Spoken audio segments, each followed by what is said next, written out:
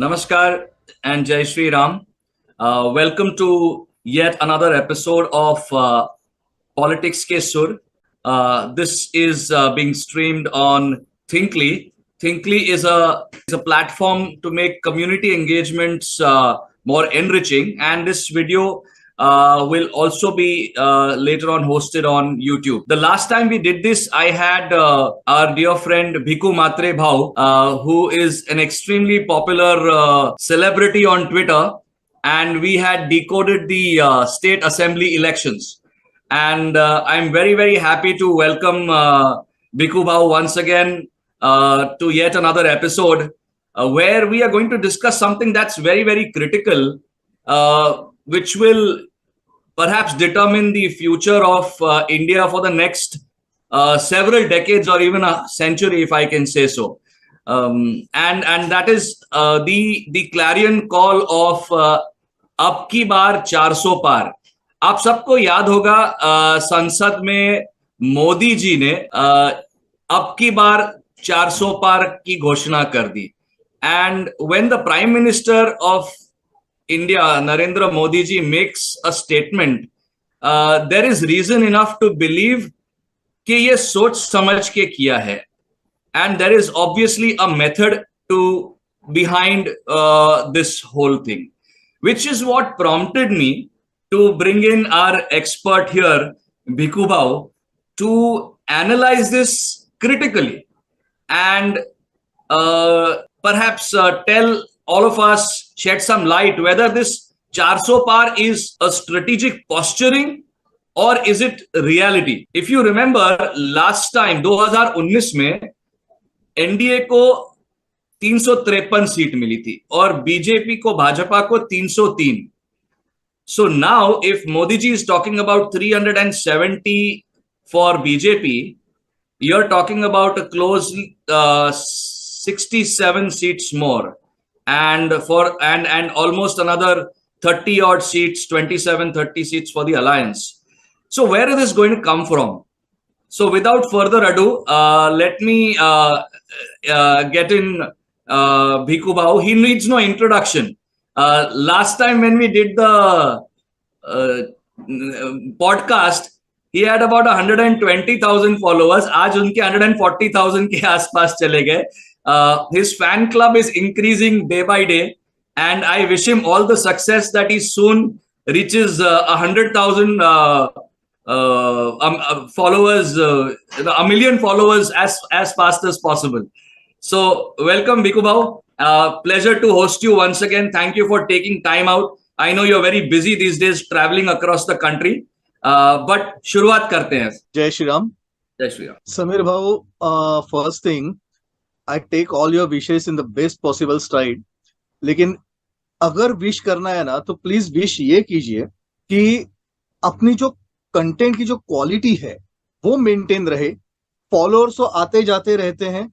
We have to run after the quality, not after the followers. Correct. मैंने Twitter की journey शुरू की थी तो मैंने यही सोच के शुरू की थी कि भैया कितने फॉलो करते हैं, कितने ट्रोल करते हैं, इससे ज्यादा इंपॉर्टेंट ये है कि we will focus on quality. But वो तो दिखाई देता है ना, आपका कंटेंट अच्छा है इसलिए people are coming to your timeline, you know. So वो मेंटेन रहे, सरस्वती देवी जी की कृपा रहे कि भाई हम अपना कंटेंट अच्छा रख पाए. बस. बिल्कुल बिल्कुल, विदाउट अ डाउट. अच्छा, now coming to our topic. आपने में पूछा था कि whether it is a strategic posture और whether it is actually a possibility. Correct. Definitely it's a possibility. Okay. Posture लेने की राइट नाउ मोदी जी को, अमित शाह जी को या ओवरऑल बीजेपी को कोई जरूरत ही नहीं है. Right. अगर आपने देखा रहेगा तो 2024 election is a forgone conclusion for the entire opposition. Correct. Now they also have realized कि भाई कुछ नहीं हो सकता. अब यहाँ पे बात सिर्फ इतनी है कि कल अगर सपोज मोदी जी ने बोला है, अमित शाह जी ने बोला है कि अब की बार 400 पार, तो कल अगर मान लीजिए 380 सीटें आती है तो ये बोल के खुश हो जाएंगे कि देखो हमने 400 नहीं होने दी. moral victory हो जाएगी. Exactly. So they are not fighting to win the election. They are just trying to save their own, what we say, बची कुची साख जो है तो बचाने की कोशिश में है। कांग्रेस की कोशिश ये है कि भाई लास्ट टाइम हम लोग 50-52 तक पहुंचे थे, आप जरा कुछ नहीं तो उतना तो मेंटेन कर पाए, उससे करेक्ट। कम ना है। बाकी ममता दीदी का तो, उनका बेड़ा तो जिस तरह से गर्क हुआ है अभी, स्पेशली जो लेटेस्ट जो गैंग संदेश वॉर, खाली। गैंग रेप वगैरह केसेस वगैरह जो निकली, जी तो उसकी जी। वजह से अब उनको इतनी तकलीफ है, इतनी तकलीफ है कि हर एक का अभी राइट नाउ टारगेट एक ही है कि भाई कुछ तो करके अपनी नाक बचाए। बाकी गवर्नमेंट फॉर्म वगैरह वो तो वो कब का भूल चुके हैं। सही बात सो है। It is not a strategic posture, ये जो है this is a possibility. And basically for Modi ji and Shah ji, this is not only a possibility but it is a compulsion for them, the right compulsion from point of view of future. Right. Because जरा आप एक बात एकदम ध्यान से, मतलब like एकदम ठंडे दिमाग से सोचिए, हम्म। आप मोदी जी की एज कितनी है? 72, राइट। अराउंड 71, 72। 72, या या। 2029 इलेक्शन के time he will B 77। Correct. चलो तभी भी उन्होंने वो इलेक्शन कर लिया और अपने कंधों पे खींच लिया। तो अभी राइट। 232 4। और 2034, 34। डेफिनेटली उस वक्त उनकी सेहत उनको कितना साथ देगी पता नहीं। करेक्ट। अच्छा, अब उसके बाद फिर नेक्स्ट पीएम कैंडिडेट कौन होगा? करेक्ट। अब वो कुछ भी सोचे, अमित शाह जी होंगे, योगी जी होंगे, और कोई होगा, जो करेक्ट। कुछ भी होगा, ऑब्वियसली दोनों के दिमाग में वो प्लान ऑलरेडी रेडी रहेगा। हाँ, बाकी सक्सेशन पार्टी प्लानिंग का काम तो शुरू हुआ होगा बेसिकली। ऑलरेडी शुरू हुआ होगा, एंड इनफैक्ट मैं तो बोलूं ऑलरेडी हुआ भी होगा। Because yes. both these Modi ji and Shah ji, they are known to plan out the strategies at least for 10 years ahead. वो तो मोदी जी ने एक स्टेटमेंट में कहा था ना, आपको क्या लगता है कि हम ऐसे ही सोचते हैं और कुछ ऐसे ही हो जाता है? नहीं नहीं, इसके पीछे वर्षों की प्लानिंग होती है। Exactly exactly. जब ये इंसान, जब ये भाई साहब सिर्फ मतलब गुजरात में कोई एक कॉरपोरेटर भी नहीं थे, एमएलए तो दूर की बात, जब कॉरपोरेटर भी नहीं थे, और करेक्ट। 2001 में अचानक से वो चीफ मिनिस्टर बने, तो करेक्ट। लोगों को क्या लगता है कि 2001 में जब वो चीफ मिनिस्टर बने तब उनके दिमाग में ये प्लान नहीं था कि 2014 में किस तरह से कहाँ जाना है? करेक्ट। ये भाई साहब कम से कम 10-15 साल का प्लानिंग ऑलरेडी करके बैठ जाते हैं। और आपने उसके प्लानिंग की बात की। कल मैंने वो आर्टिकल 370 मूवी देखी। उसमें आपको याद होगा, मोदी जी जब कार्यकर्ता थे तो उनका एक फोटो है, धारा 370 हटाएंगे। तो उनकी सोच कितनी आगे तक थी, तब से उन्होंने सोच के रखा था कि एक दिन इसको हटाना है। So you are right, he is thinking a few steps ahead of most people. So हाँ, वो। knows that in 2029 even if he runs for the position of prime ministership, तो उस वक्त उनके टोटल 15 साल हुए रहेंगे। तो उसकी वजह से थोड़ा सा जो एंटी इनकम्बेंसी जो रहता है, भले मोदी जी है लेकिन एंटी इनकम्बेंसी थोड़ा बहुत तो 15 साल के बाद आने ही वाला है। तो उसे काउंटर कैसे किया जाए, उनके पास ये भी प्लानिंग आज रहेगी। But I am thinking about 2034, I am talking about 2034। तो 2034 में जो सक्सेसर होगा, उनके साथ फिर हम लोग किस तरह से विक्ट्री अचीव करेंगे? आप जरा सोचिए, आज Modi ji is a star campaigner all over Bharat, लेकिन आप अगर देखेंगे तो अभी तक अमित शाह जी को as a star campaigner all over Bharat achieve करने के लिए थोड़ा टाइम है, थोड़ा और उनको वक्त लगेगा। Because he is taken as a master politician but not as a people's leader. He is more of a back end strategies, number crunching, कैसे क्या करना है, क्या रणनीति अपनानी है, वो सब देखते हैं बेसिकली। Exactly. लेकिन कैसा होता है ना कि अगर आप सपोज एक हिंदी फिल्म की बात करेंगे, देखिए हाँ। परेश रावल जी है, उसके बाद फिर अपना वो खामखा कौन है, अपने पंकज त्रिपाठी। तो हाँ। ये जो पर्टिकुलर एक्टर्स है, these are the real actors. ये करेक्ट। पूरी मूवी अपने कंधे पे लेके जाते हैं। करेक्ट। लेकिन फिर भी उस पिक्चर में कहीं ना कहीं पब्लिक को खींचने के लिए आपको अक्षय कुमार को रखना पड़ता है, करेक्ट। पब्लिक को खींचने के लिए आपको कोई ना कोई तो फालतू एक आधा खान रखना पड़ता है, मे भी रणबीर कपूर रखना पड़ता है। क्योंकि क्या है कि एक ऑडियंस की एक मेंटेलिटी होती है, उन्हें क्वालिटी तो चाहिए एक्टिंग की, but they don't expect that from these particular so called superstars. तो होता क्या है, पब्लिक को, ऑडियंस को थिएटर तक लाने के लिए एक ऐसी इमेज चाहिए कि जो पैन भारत इमेज हो। करेक्ट। और उसके साथ साथ पीछे एक ऐसा क्वालिटी एक एक्टर होना चाहिए कि जो आपका पूरा का पूरा पिक्चर अपने कंधे पे लेके जा सके। एंड राइट नाउ बीजेपी के लिए ये बहुत अच्छी बात है कि ये परफेक्ट कॉम्बिनेशन उनके पास मोदी जी और अमित शाह जी के बीच में मिलके मिला बैठा हुआ है। अब उसमें दूध में शक्कर और ये है कि मोदी जी सिर्फ एक फेस नहीं है, उनका दिमाग भी अमित शाह जी के इतना ही तेज है, तो मतलब एक दो डबल वाइब्रेंट दिमाग and plus one particular face which is a global face now. तो करेक्ट। उसकी वजह से अभी तक इलेक्शंस में अपना बीजेपी जगरनट बदान चलाने के लिए इन्हें इतनी तकलीफ नहीं हुई है, लेकिन 2034 में हो सकती है, because anti-incumbency plus the new face, now whether it will be acceptable pan Bharat level. अब अगर योगी जी की बात करेंगे, लोग सोशल मीडिया एक ऐसी चीज है कि जहां पे लोग ना उछल कूद करने के लिए पहले तैयार रहते हैं। नहीं, वो और यहाँ आजकल वो थोड़ा सा ट्विटर का वो अलग फंडा भी चलता है ना, कि ट्वीट वायरल हो जाए तो कुछ उसमें बेनिफिट्स भी हो जाते हैं, तो वो भी हो जाता है आजकल। एग्जैक्टली तो उसमें क्या है कि अभी बात अगर निकली तो नहीं, बस मोदी जी के पास योगी जी चाहिए, मोदी जी नहीं चाहिए योगी जी चाहिए, ऐसे एक एक बोलते ना कि मतलब जो अपने अक्ल का दिवालियापन वहां पे दिखाते रहते हैं। बट अभी योगी जी भी अभी तक उनको पैन भारत फेस नहीं बोला जा सकता। दूसरी बात है, आई थिंक योगी जी अभी जिस तरह से उत्तर प्रदेश को आगे लेके जा रहे हैं, until he realizes his vision of making UP a 1 trillion economy, and those next term or two terms, which will give him the crucial administrative experience of running a giant state, then you can say that he will probably be ready to take the center stage. Because आज की तारीख में even right now if you see how Uttar Pradesh अभी number 2 की position पे already आ गया है। एक समय पे बीमारू राज्य कहलाने वाला उत्तर प्रदेश आज कह रहा है कि हम 1 ट्रिलियन इकोनॉमी बनेंगे। They are already at about 1/4 of that. और अभी जो ग्राउंड ब्रेकिंग सेरेमनी हो गई उसमें भी अच्छा खासा निवेश उनको दिखाई दे रहा है। 1 लाख करोड़। हाँ, exactly. So compared to, and there are clear examples. I think compared to 2014-15, in the matter of 2017, I think Yogi ji became the CM. In 7 years, वो काया पलट गई है ना। उत्तर प्रदेश से उत्तम प्रदेश और अभी उद्यम प्रदेश बन रहा है।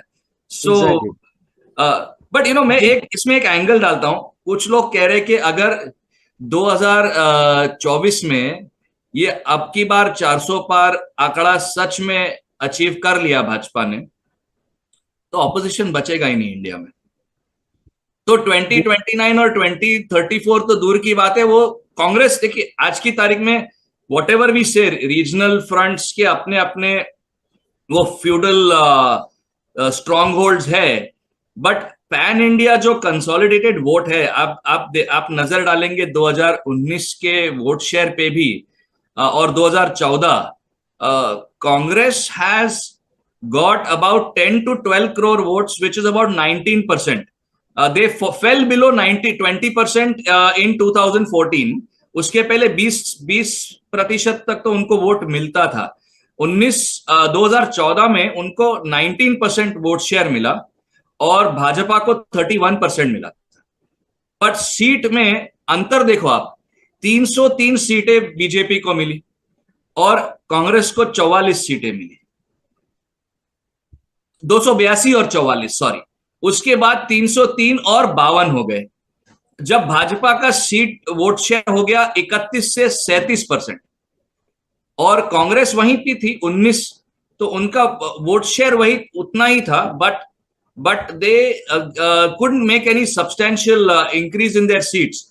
So it's that swing in direct BJP versus Congress के जो हेड ऑन फाइट्स है। कुछ मैं उस पर देख रहा था। 2019 में लगभग 190 सीटें थी जहां पे बीजेपी और कांग्रेस का डायरेक्ट 1-on-1 कॉन्टेस्ट था। उसमें आई वाज शॉक्ड, और लोग अचंभित हो जाएंगे कि Congress could win only 15 out of this 190 seats. और अब लक्षण ये दिख रहे हैं कि आज उन्हीं 190 सीट्स में फिर से अगर घमासान होता है तो कांग्रेस 5 या 6 से ज्यादा नहीं जीतेगी वहां पे, ऐसा मेरा अनुमान है। I could be wrong, but जिस तरह से उनका करियर ग्राफ नीचे जा रहा है, तो दैट 175 तो यहीं पे उनका आंकड़ा पार हो गया ना। तो बेसिकली समीर भाव मैं यही बोल रहा हूं कि ये जो इलेक्शन है, हाँ 400 पार होना इसलिए बीजेपी के लिए ये कंपल्शन है।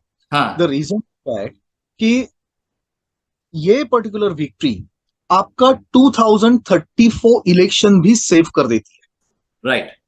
It's not only about 2024. BJP is contesting this election for 2034.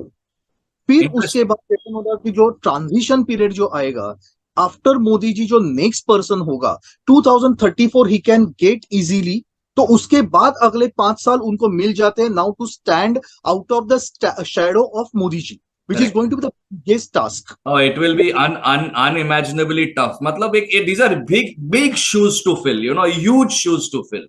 आप जरा सोचिए, Abhishek Bachchan, just a diversion of topic. I don't believe it. I also had the same thought in my mind. Actually, मेरे दो अभिषेक बच्चन और सुनील गावस्कर का लड़का, ये दो मेरे दिमाग में आ गए थे. तो एक्चुअली वही हुआ ना, Abhishek Bachchan is not a bad actor, he is not in his generation. लेकिन उसको कभी भी ये मतलब वो स्टारडम मिल ही नहीं सकता था, because whenever he comes on the screen लोग उनमें अमिताभ बच्चन ढूंढते, जो पॉसिबल नहीं है बॉस, जो नहीं है पॉसिबल. तो कल अमित शाह जी होंगे या फिर योगी जी होंगे, उसके बाद अन्नामलाई जी होंगे, कोई भी होगा, तो भी it is next to impossible to fill the shoes of Modi ji. तो कम से कम क्या है कि उन्होंने जो पेड़ लगा के रखा है उसकी इतनी बड़ी शैडो है, उस शैडो के अंदर अपना दूसरा एक पेड़ अगर इंडिविजुअली भी कोई लगा पाए तो भी वो बहुत बड़ी बात होगी. और उसके लिए उसे वो पीरियड जो चाहिए वो 34 to 39 का चाहिए. Correct. So now actually BJP is going to fight the election without Modi ji directly in 2039. लेकिन तब तक का जो सफर है वो एकदम सेव करने के लिए, अपने नेक्स्ट जनरेशन के लिए भी सेव करने के लिए, this election is of utmost importance. That is why 400 basically. Exactly, because उससे क्या होगा, आपने जो एक बात कही बिल्कुल सही बात है. मैं भी नहीं चाहता कि भारत विपक्ष मुक्त हो जाए. डेमोक्रेसी के लिए ये सबसे बड़ी खतरे की घंटी है. अच्छा, दूसरी चीज, अगर हम ऑनेस्टली बात करेंगे, हमने कांग्रेस को क्यों हटाया? Because of their corruption and plus because their anti Bharat activities. Yes. इसमें से एक एंटी भारत एक्टिविटीज आप निकाल दीजिए, बिकॉज बीजेपी में ऐसा कोई भी लीडर नहीं है, ना आज है ना next second and third ring में है, कि जो एंटी भारत एक्टिविटीज करेगा. Correct. या उसमें कोई भी सोच होगी. Definitely they are going to sell our nation to China, they are not going to sell our nation to Europe और टू रशिया. वो संघ के डीएनए में है ही नहीं. वो राष्ट्रीयता और वो nationalism is ingrained in most of those, almost everyone basically. Exactly. So वो एक एलिमेंट छोड़ेंगे तो दूसरा एलिमेंट बचा करप्शन. लेट्स बी ऑनेस्ट, किसने कहा कि बीजेपी भी फुल्ली क्लीन है? कौन इस बात पे यकीन करेगा? और मेरा यही मानना है कि India can be fully cleansed of corruption only when it starts bottom up. Modi ji at the best top level पे इंस्टीट्यूशनल, गवर्नमेंटल, नेशनल करप्शन हटा सकते हैं, बट जो लो लेवल पे करप्शन हो रहा है उसमें हम सब भागीदार है ना. छोटे लेवल के कर्मचारी, छोटे लेवल के ऑफिसर, स्टेट में, कॉर्पोरेशंस में, and people are doing it. Exactly. तो बात यही है कि करप्शन के मुद्दे पे अगर देखेंगे तो उसमें फर्क अगर होगा तो 19-20 का होगा या मे बी 10-20 का होगा. 10-20 हो सकता है. तो 0-20 का नहीं है. करेक्ट.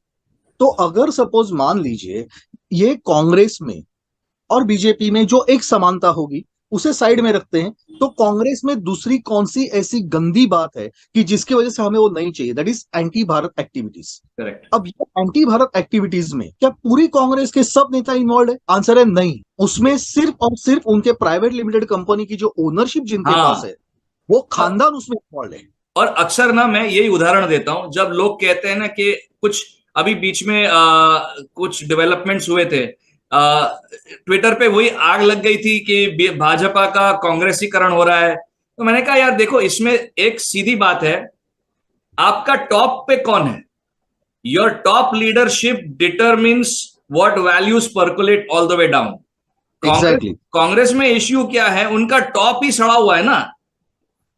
इसीलिए तो पूरा ढांचा ही उनका खराब हो गया है. बट जब तक मोदी शाह जैसे आपके टॉप सीईओ जो कहते हैं, सीईओ सीएफओ जो हम कहते हैं, if they are setting the tone, so in a large, BJP is the world's largest party, उसमें कोई लोअर लेवल पे कोई किधर आ गया लीडर, तो you think Modi will allow him to carry out his old ways which he was doing in Congress? नहीं कर पाएगा वो, क्योंकि आपका ऑर्गेनाइजेशन स्ट्रक्चर ही वैसे बना हुआ है ना.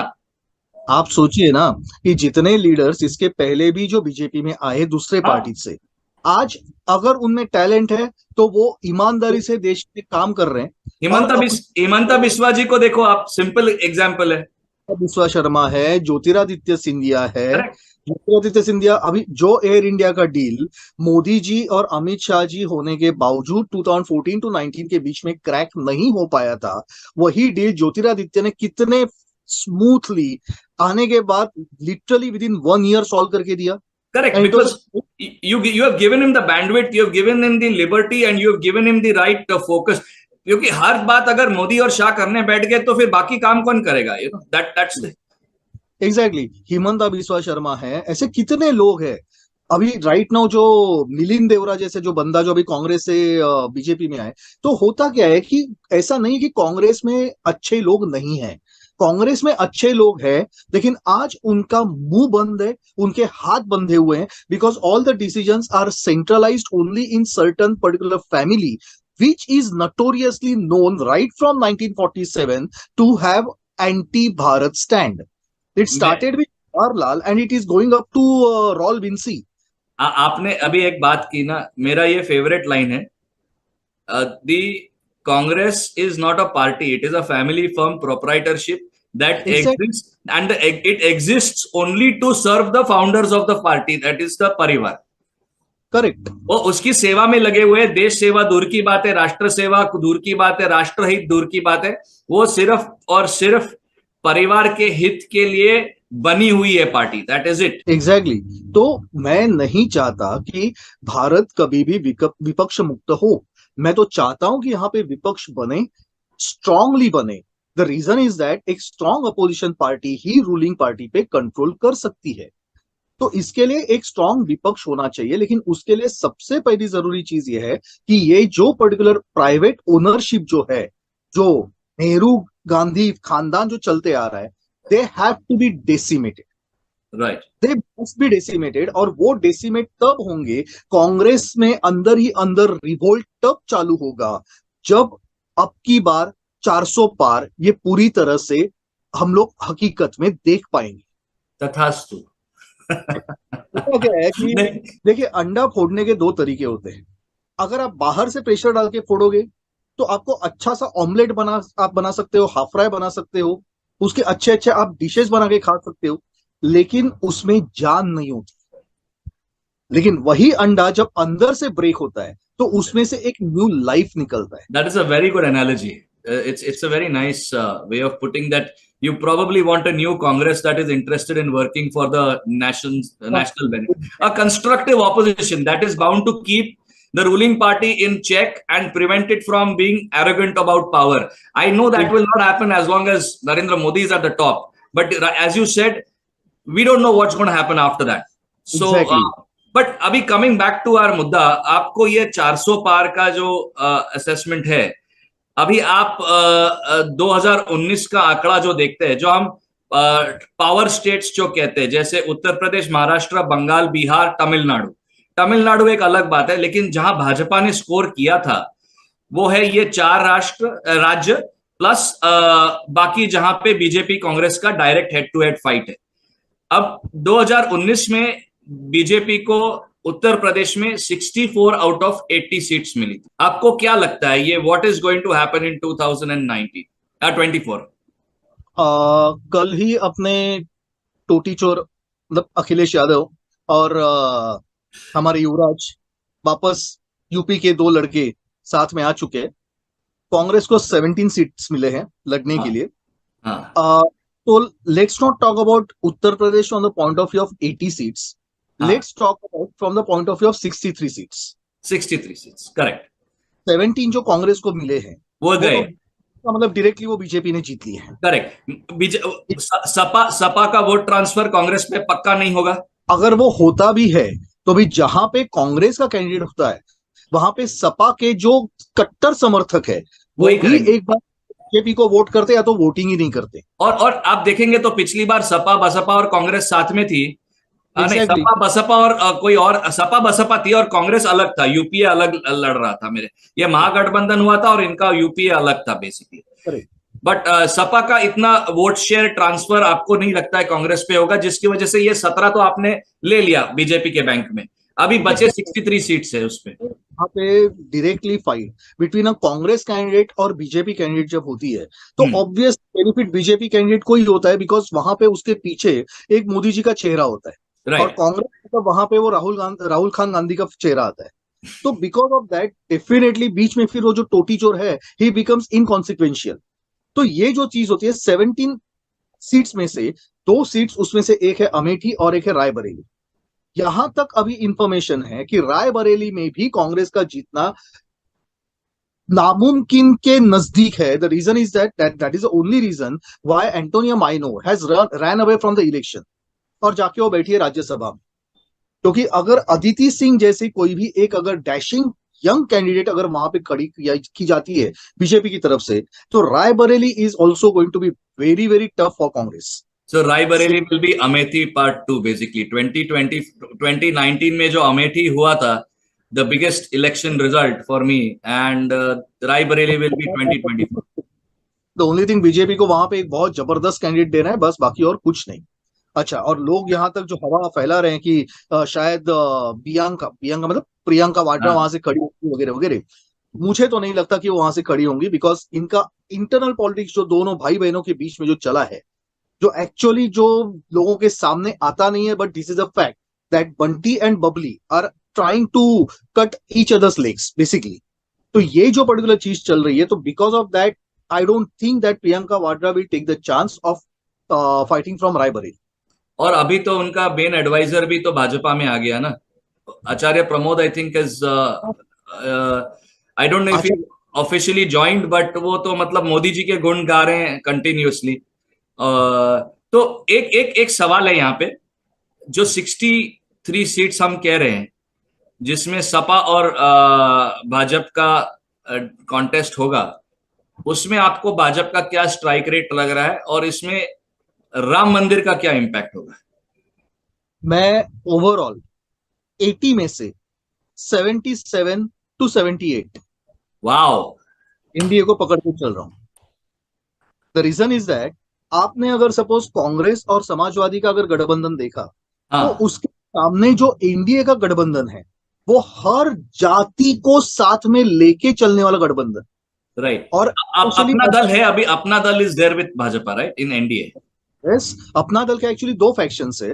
उसमें से जो अनुप्रिया पटेल जी का जो फैक्शन है वो हमारे साथ है, और दूसरा फैक्शन जो है वो अखिलेश के साथ है। लेकिन उन्हें 1 सीट मिलेगी, 2 सीटें मिलेंगी, अब वो भी नहीं मिलेंगी, कुछ बोल नहीं सकते, but they are not that influential. तो मतलब बेसिकली राजभोर, अनुप्रिया पटेल, यस, निशा आर्य, अभी अपने जयंत चौधरी का वेस्टर्न यूपी में आपको काफी बहुत जबरदस्त इम्पैक्ट मिलेगा। कभी भी जो फेक फार्मर्स प्रोटेस्ट जो चल रहे हैं उसमें वेस्टर्न यूपी में डकैत को इतना मोमेंटम नहीं मिल रहा है। उसका रीजन क्या है? उसका रीजन यही है कि Jat is completely now against this particular protest. Correct, उस पे आएंगे हम लोग। Let's finish the UP result. Yes, ये जो पर्टिकुलर चीज है, तो आरएडी बोलिए, ऐसी छोटी छोटी छोटी छोटी पार्टियों को लेके इंडिया ने जो गठबंधन वहां पे बनाया है वो एक अलग ही केमिस्ट्री है। राइट। सेकेंडली दूसरी इंपॉर्टेंट चीज आप ये देखिए कि जहां पे इनका जो कोई भी नेता है, जो कोई भी उनका कैंडिडेट होगा, बेसिकली जनरल इलेक्शन में लोग ये कैंडिडेट को वोट देते ही नहीं है। 2014 में ही मोदी जी ने उसे प्रेसिडेंशियल टाइप ऑफ इलेक्शन में कन्वर्ट किया हुआ है। कन्वर्ट किया था। So either you are voting for Modi or you are not voting for Modi. Correct. This is going to be a vote for Modi or not against Modi basically. ये बहुत सही कहा आपने। मतलब एक ऐसा समय था जब लोग कहते थे कि इनफैक्ट एक कोई ट्विटर हैंडल है जिनको मैं फॉलो करता हूं, उन्होंने ओपनली कन्फेस किया था कि हमको लगता था कि 2004 में उनकी बात उन्होंने कही थी कि भाजपा जीत जाएंगी वाजपेयी के समय में, इसलिए मैंने हमारे कॉन्स्टिट्यूएंसी में मैंने कांग्रेस के कैंडिडेट को दिया था क्योंकि वो एक्चुअली अच्छा बंदा था। बट आज की तारीख में वो नहीं होता है। आज की तारीख में मेरा ये मानना है कि देखो, आप कॉर्पोरेशन इलेक्शन में आप शायद एक विपक्षी दल को चूज कर सकते हो क्योंकि वो आपके पहचान के हैं, आप फोन करेंगे तो आपके सिविक इश्यूज को सॉर्ट करता है। बट यहाँ पे पर्सनल चॉइस मायने नहीं रखता, यहाँ पे राष्ट्रहित सर्वोपरि। You have to choose the party and the prime minister basically. तो ये आई थिंक कन्वर्जन 2014 में जैसे आपने कहा वो बहुत सक्सेसफुल हुआ है। तो यदि होगा। हम आपका फिगर लेके चलते हैं, और मैंने अभी कैलकुलेटर में 77 डाल दिया है फर्स्ट स्कोर फॉर बीजेपी, ठीक है। No problem, perfect. आपको यूपी के बारे में और कुछ, बट मोर और less 77 is what you, and I like it. You didn't say 75। मैं सोच रहा था कि भाऊ आज 75 बोल देंगे, but you have said 77 to 78, तो that is amazing. Like you said in for the state elections ना, मुझे अभी भी याद है आपने, I think you had said for MP और Rajasthan a particular very clear number. But anyway, let's go to the next state, जो आपका है महाराष्ट्र। ये मेरा, I mean this is our favourite state for all practical purposes, because यहाँ पे एक अलग ही समीकरण है। और अभी तो मतलब इसके डायनामिक्स जो चल रहे हैं, तो I don't even want to make a forecast at this time, but I rather hear it from you. 47। एक सीट मैंने अभी तक इसलिए बाकी रखी है वो कौन सी? कि बारामती तो 12 नहीं है? 12 मत। मैंने बोला ना बारामती है। We are on the same track, but मेरी मेरी अभी तक मेरा, I am not going to stick my neck out so much and say 47, but I am sure you have your reasons for it. आप जरा इस पे थोड़ा सा प्रकाश डालिए। सबसे पहले इंपॉर्टेंट चीज, हाँ। विपक्ष की तरफ से खड़े कौन रह रहे हैं?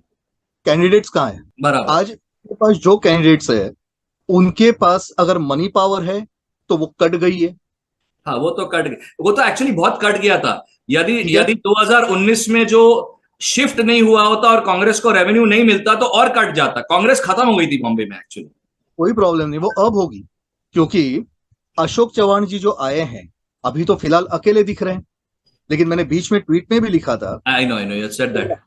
16 लोग 10 और 11 का अंदाजा लगा रहे हैं।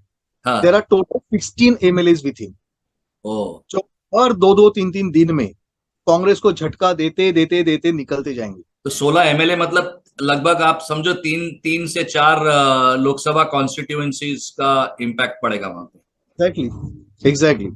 अच्छा, दूसरी चीज, उनको पिछली बार भाजपा को कितने मिले थे? 41 मिले थे, यूपीए के 5 और 2 अदर्स थे। एक मेरे ख्याल से वो मुंबई इसका था ना, वो अदर्स में कौन थे? को एआईएमआईएम के बंदे को एक मिला था, या 1 या 2 सीट में। एक नवनीत राणा, नवनीत बिकॉज राणा। हाँ, बट वो तो भाजपा में ही है बेसिकली, वो तो साथ में। के तौर पे थी, इसके लिए दिखाया गया था अदर्स में। Right right. तो मेन मेन इंपॉर्टेंट चीज ऐसी है कि अभी महाराष्ट्र में राइट नाउ देखिए, कोई भी गठबंधन में सीट शेयरिंग के ऊपर जैसे फिशर्स होते हैं, जैसे खींचातानी होती है, एनडीए में भी है, लेकिन वो उस तरह की नहीं है। वो उस तरह की नहीं है जैसे बाकी पार्टियों में होती, कि तीनों ने, देवेंद्र फडणवीस जी हो, एकनाथ शिंदे जी हो या अजित पवार दादा हो, तीनों ने एक समझदारी दिखा के वो हिसाब से। And secondly, what is more important is, when वो Modi ji and Amit Shah ji, they take any big leader from other parties to NDA और टू बीजेपी, तो उस वक्त एक जो विचारधारा होती है, जो उनका अंडरस्टैंडिंग होता है, वो पहले से क्लियर होता है। आज आप देखिए, कर्नाटका में भी जेडीएस के साथ गठबंधन डिक्लेयर हुआ है, अभी तक सीट शेयरिंग ऑफिशियली डिक्लेयर नहीं हुआ है, ऑफिशियली डिक्लेयर नहीं हुआ है। लेकिन फिर भी वहां पे ना देवेगौड़ा के यहां से कोई ऐसे विरोधी सूर निकल रहे हैं, ना हमारे कोई नेता वहां पे बेवकूफ जैसी कोई स्टेटमेंट्स दे रहे हैं। सेम थिंग इन महाराष्ट्र, कोई ना कोई इधर उधर आके अपनी अपनी बात करता है, लेकिन उसका इतना बड़ा बवाल नहीं होता जितना अदरवाइज होना चाहिए। अब मुझे, जैसे हाँ इतने बोलिए। महीने से ये डॉटेड थिंग का इन्होंने अलायंस डिक्लेयर करके रखा है, और फिर भी अभी तक उनकी सीट शेयरिंग चालू है। वो तो सुशासन बाबू ने पहले पंचर कर दिया ना साथ में, वहीं पे उनकी आधी हवा वहीं पे उड़ गई। वो स्ट्रेटेजिक जो पावर प्ले वहां दिख गया था ना, लोग उस वक्त कह रहे थे पलटू वगैरह, बट फ्रैंकली स्पीकिंग, जिस दिन नीतीश कुमार ने पलटी मारी, उसी दिन डॉटेड अलायंस की हवा निकल गई, because he was the face of that whole thing, that putting the anti-Modi block basically, you know. But मेरा एक इसमें ना, I just want to play the devil's advocate. अभी हम महाराष्ट्र में कह रहे हैं कि इनका जो विकार आघाड़ी है, महाविकार, उनमें कुछ ना कुछ खींचातानी हो रही है। ये कह रहे हैं कि Congress should start from zero, but अभी पिछले कुछ 2-3 दिनों में ऐसा लग रहा है कि उनका सीट शेयरिंग कुछ बन रहा है। और अभी एनडीए में कल मैंने एक स्टेटमेंट देखा, I think it was Gajanan Kirtikar, के वी शुड डिमांड 18 सीट्स वगैरह वगैरह। तो अब मुझे थोड़ा सा मतलब इसमें एंजाइटी लग गया कि जब हम इतने दिन से कह रहे कि डॉटेड वाले के तो कुछ नंबर बनेंगे नहीं, और सडनली ये अननेसेसरी, ये, और इज दिस एक्चुअल पोस्चरिंग कि बाबा चलो हम लोग एक दो सीट और खींच लेंगे बेसिकली टाइप सा। एग्जैक्टली। अब एक Gajanan Kirtikar he himself is like, अगर सपोज उनको टिकट मिलता है अपने एकनाथ शिंदे जी के ग्रुप से, तो हाँ, उनका against खड़ा कौन रहने वाला है? वो तो उनका खुद का बेटा खड़ा रहने वाला है। राइट। तो अभी आज ही मतलब बात हुई है, मतलब what I heard is that Rahul Khan Gandhi had called up Uddhav Thackeray, और उनकी अराउंड एक 1 आवर वगैरह बात हुई थी फोन पे कि कैसे उनका गठबंधन होगा, कैसे सीट शेयरिंग होगी वगैरह वगैरह। इतना होने के बाद अभी ये लोग पहुंचे हैं 40 आउट ऑफ 48 पे। अभी भी अच्छा। 8 सीटें इनका आपस में, मैं करूंगा इनके आपस में खिंचातानी चल रही है। And these particular 8 seats include some seats from Mumbai also. Congress is demanding that we should get at least 3 seats to contest from Mumbai out of 6। out of 6। और उद्धव बोल रहा है कि नहीं, हमें तो कम से कम 4 चाहिए। तो मतलब, और दूसरी चीज, आप खड़े किसे करोगे पहले आप मुझे वो तो बताइए। ऐसे नहीं बताइए कि साउथ जो बॉम्बे आप तो चला गया, दैट इज गॉन, वो that is completely gone. But आपका मतलब व्हाई डू यू से, I mean 47 is a shocking number honestly. मैं थोड़ा सा हिल गया। आई वाज थिंकिंग कि आप कहोगे मे बी लास्ट टाइम का परफॉर्मेंस है 41 वाला, वो तो शायद 42 में जाएंगे वगैरह। 42 तक। कुछ लोग तो नहीं, वो कुछ लोग तो कह रहे हैं कि अब मतलब 28 सीटें मिलेगी, 22 सीटें मिले, मतलब मुझे हंसी आई। आप मतलब कहाँ से निकाल रहे हो यार, मतलब इट्स एक ही रूम में बैठ के जो पॉलिटिकल एनालिसिस करते हैं उनके हिसाब से Maharashtra is going to be biggest setback for India, this and that. आप जरा एक बात बताइए, किस तरह से मोदी जी और शाह जी एक एक रीजन उठाते जा रहे हैं। अब जरा उस पर ध्यान दीजिए। सबसे weakest section for NDA, for BJP and Shiv Sena, Eknath Shinde ji, was Marathwada. आज वो राइट, मराठवाड़ा सबसे ज्यादा सेफ हो गया करेक्ट। अशोक चौहान के आने के अशोक बाद। चव्हाण के आने के बाद Marathwada is much stronger now, looking much better definitely. अभी, और सेकेंडली, क्या क्या मुद्दे थे, मुद्दे कौन कौन से थे? आप जरा देखिए, जहां पे उद्धव के लोग खड़े होंगे, जहां पे उद्धव का कैंडिडेट खड़ा होगा, हो सकता है कि मराठी मतदारों में से कुछ लोग अभी भी उसे वोट करें। हाँ, यू लेकिन can't deny that possibility, yes it is quite possible. Congress का और शरद पवार का, अगर उनका कोई कैंडिडेट खड़ा होगा, ठीक है, जहां पे कांग्रेस और शरद पवार का कहीं भी कैंडिडेट खड़ा होगा, तो वहां पे उद्धव के कहने पे उसके खुद के लोग जो अभी तक उसके साथ जुड़े हुए हैं, या फिर वो लोग जो अभी तक बाला साहेब के जमाने में जी रहे हैं, वो और कांग्रेस को वोट नहीं देंगे। वो तो उनको वोट नहीं देंगे। तो अल्टीमेटली वो वोट्स कहां आ रहे हैं? वो भी एनडीए की तरफ आ रहे हैं। तो आप सोचिए कि 48 में से अगर ये लोग इक्वली भी डिवाइड करते हैं, 16 16 16 इक्वली, तो भी शिवसेना वालों के, मतलब जो मराठी वोटर्स है, जो बाला साहेब को मानने वाले वोटर्स है, उनको खींचने के लिए एनडीए को फोकस कितने सीटों पे करना पड़ेगा? ओनली दोस पर्टिकुलर 16 सीट्स जहां पे उद्धव गैंग का कोई आदमी खड़ा है। बाकी 32 में फिर वहां पे समीकरण आते हैं, वहां के ओबीसी, वहां के मराठा, वहां के जो कुछ भी एससी एसटीज वगैरह वगैरह।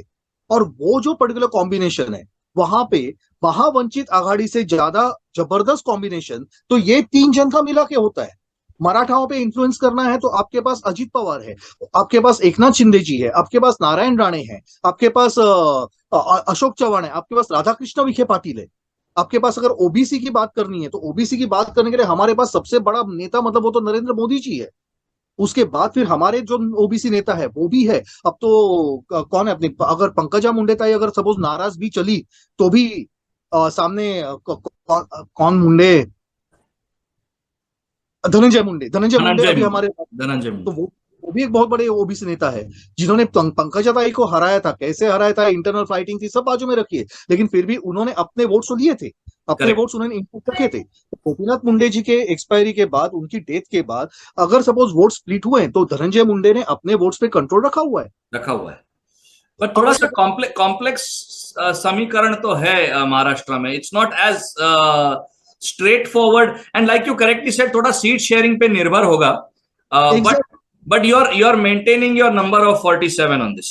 मैं 47.5 पकड़ रहा हूं क्योंकि मैं एक्सपेक्ट कर रहा हूं कि सुप्रिया सुले ये बार जीतेंगी, बिकॉज बारामती में हवा ये जितनी पहले पवार के मतलब शरद पवार के फेवर में पहले हुआ करती थी, आज उतनी नहीं है, ये सुप्रिया भी जानती है. और आज की बात नहीं, ये 2014 एंड 2019 इलेक्शन की भी बात है. इस बार 2019 में भी उनका जो वोट शेयर था वो मतलब लाइक उनका मार्जिन था वो कम हुआ था, and that time even Ajit Pawar was with them, और Yes. तो भी उनका मार्जिन कम हुआ था.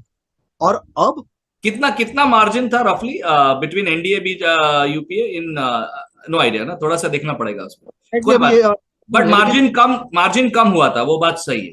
2014 के कंपैरिजन में उनका मार्जिन 2019 में कम हुआ था. और अभी अजीत दादा के आने के बाद तो और स्विंग होगा ना थोड़ा सा. आपने अगर वहां के लोकल इलेक्शंस की अगर बात देखी रहेगी, बीच में जो लोकल इलेक्शन वहां पे हुए थे, आपने अगर नोटिस किया रहेगा तो बारामती में भी अजीत पवार जी ने अपने खुद के कैंडिडेट्स खड़े किए थे. और वहां पे आपको पता है लोकल इलेक्शन में जैसे आपने बोला था कि पर्सनल इक्वेशन में बहुत कुछ चलता है, तो पर्सनल इक्वेशन पे बहुत कुछ चलने की वजह से ही अजीत पवार दादा ने बारामती जीत ली थी. राइट, तो ये एक अच्छा संकेत है ना एनडीए के लिए. एग्जैक्टली तो क्योंकि ऑन ग्राउंड सुप्रिया सुले का वो कांटेक्ट नहीं है जो अजीत पवार दादा का है. वो बात सही है. Ajit Dada is a grass root leader who is in connect with the people of the party basically. Exactly, तो उसकी वजह से मैं तो 47 आउट ऑफ 48 में वो एक का जो है उसमें भी 50% चांस है पकड़ के ही चल रहा हूँ. और इस बार बारिश भी नहीं हो रहे कि साहेब को छाता लेके खड़ा रहना पड़े. कोई सहानुभूति का कोई कारण ही नहीं है. बस अभी भगवान एक ही काम करे कि भाई साहब हाँ, नहीं, वो अभी उस पे बस ठीक है. अभी भी गो टू द नेक्स्ट. तो मैं इसमें ऐड कर दिया, अभी 124 का आंकड़ा हो गया आपका, ये देखो. ओके, अभी आते हैं आपके फेवरेट स्टेट में, वेस्ट बंगाल. बंगाल ये I think this is because see BJP did very well last time 18, और अनफॉर्चुनेट जो सागा चल रहा है, I am very I feel very sad when I hear about what has happened. मैं जो आपको आपको विश्वास तो होगा भाऊ, मैं जब ये videos I can't see also the crying and the wailing of people, मतलब किस तरह से, and she goes around as the champion of free speech. वो बॉम्बे में उनकी एक सभा हुई थी, वो नाकाम बॉली दाऊद वाले उनको कहते हैं you have to protect freedom of speech for us Didi. I mean, it's amazing what is happening under it. It's amazing. But आपका क्या forecast है with in light of the Sandesh Khali outrage? What will be the impact of this on rest of West Bengal? Because उसमें क्या वो आपका hill area जो है वो isolated है, उसका अलग dynamics चलता है. But on the rest of West Bengal, because see, Basirat is very strategically close to Calcutta and the main part of जहाँ पे आपके मैक्सिमम सीट्स है, because population density there is very high. तो आपको ये संदेश खाली का क्या इम्पैक्ट लगता है, और पिछले चुनाव के कंपैरिजन में where will BJP go from 18? It will go lower or higher? मेरे हिसाब से सबसे पहले ये चीज डिपेंड करती है कि बंगाल में जो चुनाव है वो कितने फेजेस में हो रहा है. नॉर्मली अपने जो लोकसभा चुनाव जो होते हैं वो नॉर्मली 7 फेजेस में हुए. लास्ट टाइम 2019 में 7 फेजेस में हुए थे. मैं चाहता हूं कि ये जो 42 सीट्स है ये 7 फेजेस में बटे, एंड इफ नॉट 7 तो एटलीस्ट 6. तो आपको एडिक्वेट सेंट्रल फोर्सेस डिप्लॉय करके फ्री एंड फेयर इलेक्शन लेने के लिए, तो जितने ज्यादा फेजेस मैं उतना एडवांटेज बीजेपी को दूंगा. जितने कम फेजेस तो मैं एडवांटेज टीएमसी को ही दूंगा. करेक्ट, मैं सहमत हूं इसमें आपके साथ. राइट नाउ जो पोजीशन है वो हिसाब से I am not expecting more than 20 for BJP in Bengal. But 20 will be phenomenal in my opinion, because जिस तरह से लोकसभा के बाद जो विधानसभा में और वो बाकी the entire in the aftermath of the violence, the खौफ, द डर, and despite that I mean there was a decent fight put up in the Vidhan Sabha with given all the, and you have to give a lot of credit to Suvendu and Mota Bhai in this for taking the fight against all odds. असली democracy की हत्या वहां पे हो रही है, लेकिन युवराज वहां कुछ बोलने की हिम्मत नहीं करते हैं। उल्टा उनके वो जो जयराम है वो कहते हैं दीदी इज अ ग्रेट सोल। वो तो अभी वो पॉलिटिक्स है, ठीक है, बट आप 20 इन माय ओपिनियन इज, आपको लगता है it's a big tough call for BJP to get 20? मैं मिनिमम 20 की बात कर रहा हूँ, वो ज्यादा हो सकता है। द रीजन इज दैट, देखिए क्या होता है ना समीर बाबू, कि कुछ पर्टिकुलर इंडिकेशन जो आते हैं ना, वो हाँ, बहुत सब्टल तरीके से आते हैं। आपने अगर देखा रहेगा तो just 10 days back, just 7-10 days back, ये ममता बानो का जो अप्रोच था वो कितना एग्रेसिव था टुवर्ड्स कांग्रेस। करेक्ट। उसने सीधा डिक्लेयर कर दिया था कि भाई मैं सब सीटें लड़ूंगी। हाँ, और आपको एंट्री भी, कांग्रेस, आपको आपको आने भी नहीं दूंगी यहाँ पे वेस्ट बंगाल में बेसिकली। तो अपने राहुल खान गांधी जब वहां पे बंगाल में जब उनकी यात्रा पहुंची थी, तो उस पर पथरा वथरा होने तक की सब नौबत हो गई थी। राइट। तो इन शॉर्ट इतना एग्रेसिव पोस्चरिंग था कि भाई कुछ भी हो जाए, भाड़ में जाओ आप लोग, मैं तो अकेले ही लड़ूंगी। तो यहां तक बात होने के बाद कल रात को यही ममता बानो अचानक से कांग्रेस को प्रपोजल दे रही है कि त्रिपुरा में और बंगाल में हम लोग साथ में लड़ेंगे। तो हवा हवा का रुख बदल गया है। Exactly exactly। और वो कांग्रेस को 2 सीटें, हम आपको 2 सीटें देते हैं, त्रिपुरा में हम लोग साथ में लड़ेंगे वगैरह वगैरह की बातें वो करने लगी है। तो मतलब डेफिनेटली वहां पे ग्राउंड पे कुछ तो हलचल है, and she knows that things are going totally against her. सिर्फ मैं एक चीज चाहता हूं कि जो 2019 में बीजेपी ने जो स्ट्रेटेजी फॉलो की थी, वही स्ट्रेटेजी वो अभी 2024 में फॉलो करे। और वो स्ट्रेटेजी ये है कि शांत रहो और मतदान के दिन जाके काम करो। पहले से उछल कूद करने की जरूरत नहीं है। I am a BJP supporter, I am a BJP supporter, I am going to work for BJP, नहीं जरूरत है। जो असेंबली इलेक्शन में हुआ था, our own people they became the soft target for this TMC goons. The reason is that they reveal their identities. Yes. Tripura में हमने state assembly जब जीती थी, तब कैसे जीती थी? लेफ्ट को तो पता भी नहीं था कि बीजेपी के पास इतने वोट्स आए कहां से। अगर आपको याद रहेगा तो सुनील देवधर जी ने तभी जब त्रिपुरा में बीजेपी का पूरा यूनिट जब बांधा था, तो किस तरह से बांधा और था। वो बहुत ही लो प्रोफाइल कैंपेन था, मतलब उसमें पता ही नहीं चला किसी को इलेक्शन में ये होने वाला है। हाँ, और बीजेपी उसमें लड़ भी रही है। ना इनका पार्टी ऑफिस है, ना इनका डिस्ट्रिक्ट ऑफिस है, ना कुछ है, लेकिन लोगों के घर घर तक जाके बात करके, और यहां तक बता के कि मत बताइए किसी को कि आप किसे वोट कर रहे हैं। कोई अगर लेफ्टिस्ट आता है और आपको पूछता है किसे वोट करे, साहब आप, हम तो आपके लिए बैठे हैं। जवाब तो आपका यही होना चाहिए, लेकिन उधर जाके आप कौन से बटन पे उंगली दबा के आते हो, वो सिर्फ आपको पता रहता है। So show what you want on the date of election, on the date of voting, not before that. That is for your safety So, as well as to keep the opposition on a so what we we say. so we take 20 for West Bengal, Yes, I think that much we should get. right? So 77 plus 47 plus 20, तो अभी हम लोग पहुंचे 144 इन 3 seats.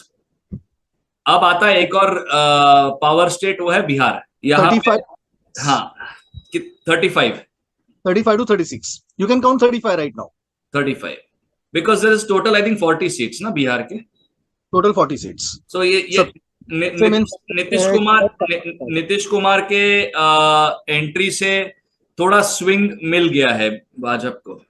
Definitely yes. अगर suppose Nitish Kumar नहीं होते तो वहां पे जो मार्जिन थी, it was like 51-52% in favour of हाँ, India and 47 48-49% in favor of RG this yes, so then it could have been a 2020 kind of a performance basically, maybe. Yes. लेकिन अभी यहाँ पे ऐसा हुआ है कि after Nitish Kumar entry, it has become straight away 60-40। Right. So because कुछ भी, you're saying 35. या क्योंकि What? नीतीश का जो वोटर बेस है ना, हम उसे कितना भी पलटू राम बोले, पलटी मास्टर बोले, कुछ भी बोले, उसका जो वोटर बेस है उन्हें कोई फर्क नहीं पड़ता। वो नीतीश बाबू के लिए वोट करने वाले लोग हैं। वो हाँ, एक केस स्टडी बनेगा। आप कभी कुछ बिहार पे या महाराष्ट्र पे केस स्टडी बहुत जरूरी है। These are too very quixotic states, if I can say, so unique है वो। मतलब अलग, I can't, the dynamics is too too volatile for people. And the best part is that Chirag Paswan, and there are no fissures between Chirag Paswan and Nitish Kumar right now. Because ये बात एकदम clear हो चुकी है कि नीतीश के लिए this particular term is going to be the last term. Next term में he is not going to be the CM face, maybe he will be taken in the centre. Correct. जहां तक बात वगैरह हुई है, तो वो हिसाब से अभी कैसा है कि ना चिराग की महत्वाकांक्षा के सामने नीतीश आ रहा है, ना नीतीश के महत्वाकांक्षा के बीच में चिराग की कोई So beach. they will allow Nitish to fade in away glory, nicely into the sunset and might just become governor of Bihar for all you know. I don't know, but कुछ भी हो सकता है. May be first initially in the centre, Center or something else. ठीक है. Because Right. So जहां तक Bihar मैंने सुना हुआ है। Bihar मोटा मोटा अभी मतलब it looks quite clear with this whole swing after that. अभी अभी अभी आज चलते हैं एक इसमें भाजपा को गेन्स कुछ ज्यादा नहीं है, but it's a very crucial state for reclaiming Sanatan Dharma, that is Tamil Nadu, because that is the only other state with about 39 seats और something, if I am not mistaken. तो इसमें आपको क्या लगता है? हंसोगे नहीं? नहीं, मैं हंसूंगा नहीं, लेकिन अभी और मेरे को दिए मत देना, because last time there was one seat, if I am not mistaken. Yes, one seat. I am expecting at least 8. मैं I was going to say 5 तक, if anywhere between 3 to 5 is and a substantial vote share increase would announce the arrival of Annamalai on the scene as a serious contender in the next 5 to 7 years, for because somewhere na, I don't know, this is a very personal thing, there is no logic to it, but when I see Annamalai, I see a lot of Narendra Modi in this person. Matlab, I don't know, it's in his eyes or what it is, but वो मतलब he's just a different level of person. और जो the odds that he is fighting, I've been, all those who have been to Tamil Nadu, and I've traveled to different parts in Tamil Nadu, Salem, Erode, इधर उधर, मतलब एक अलग ही ये है. It's a puzzle which BJP was never able to crack. Looks like now with Annamalai we might have found the talisman. Actually yes. And secondly जो BJP का AIDMK के साथ जो गठबंधन टूट गया है, that's a good. It's a good sign. वो तो it's a welcome sign actually. So basically, according to my expectation, BJP's vote share should be increasing at least to 20 to 22%, which is going to be a huge increase. And I think that they should be able to capitalize on 8 seats at least. मैंने शायद आज ही किसी tweet में लिखा है कि कल लिखा था, आई don't no, but Tamil Nadu will spring in those particular. हाँ, आज ही लिखा था मैंने. कल जो MSP जो बढ़ाई थी शुगर केन के ऊपर, तो उसके बाद पड़ने वाला है, तो उसके ऊपर जब मैंने लिखा था, तो Tamil Nadu is also one of the 5 states जहां पे शुगर केन फार्मर्स बहुत है. ओके. और उसमें कम से कम अराउंड 10 पर्टिकुलर सीट्स में ये शुगर केन फार्मर का बहुत वहां पे इन्फ्लुएंशियल होल्ड है. And plus the kind of Hindutva tsunami which is coming up over there. I think एक साइलेंट अंडरस्टेटेड ग्राउंडस्वेल बन रहा है, specially after. See, what these guys didn't realize that Prabhu Shri Ram is universal. और जो राम का south India में जो है, right from Rameshwaram to so many other places, they have underestimated the impact of and frankly speaking, मैं तो कहता हूँ ना कि this Udayniधि Stalin is batting for us. and I really want कि भाई, और वो जो उनके जो 2-3 और लोग हैं, जो एक पार्लियामेंट में कुछ गौमूत्र स्टेट्स बोल के चला गया, किसी और ने कुछ बोल दिया, तो मेरे हिसाब से इनको मैक्सिमम मीडिया बैंडविड्थ मिलना चाहिए अगले 2 महीने के लिए. तो और दूसरी चीज क्या है कि शुगर केन फार्मर्स का है, देन काशी तमिल संगमम जो मोदी जी ने अभियान चलाया, उसका उधर पड़ा है. एंड सेकेंडली देन अन्नामलाई जी ने जो वहां पे जो पूरा का पूरा ग्राउंड चर्निंग जो किया हुआ है, that is beyond expectation for everyone. And दूसरा एक फैक्टर मुझे ऐसा लग रहा है कि हवा और थोड़ी, मतलब बोलते हैं ना भाई, ऑलरेडी हवा तो तेज बह रही है, उसी में थोड़ा सा और उसमें फैन भी चला देते हैं तो हवा का रुख थोड़ा और बढ़ेगा. I won't be surprised if Nirmala Sitharaman ji is given ticket for some constituency in Tamil Nadu. Okay, that is a big statement, because actually because she's at the end of the day she's finance minister, और मतलब high stakes campaign होगा फिर वो basically. exactly. और उसका असर आजू बाजू के कम से कम 3-4 कॉन्स्टिट्यूएंसीज पे पड़ता है. वाओ, ये एक बहुत ही बड़ा, मतलब आपने असेसमेंट दिया है. I am expecting कि Tamil Nadu will do those wonders which 2019 did in Bengal. तो आप Interesting, मेरे yeah. 8 seats is a big number, boss. Bhikkhu Bhau.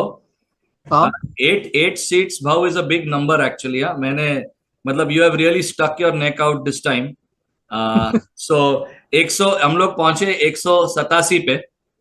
अभी अभी अभी चलते हैं कुछ 5-6 राज्यों में जहां पे डायरेक्ट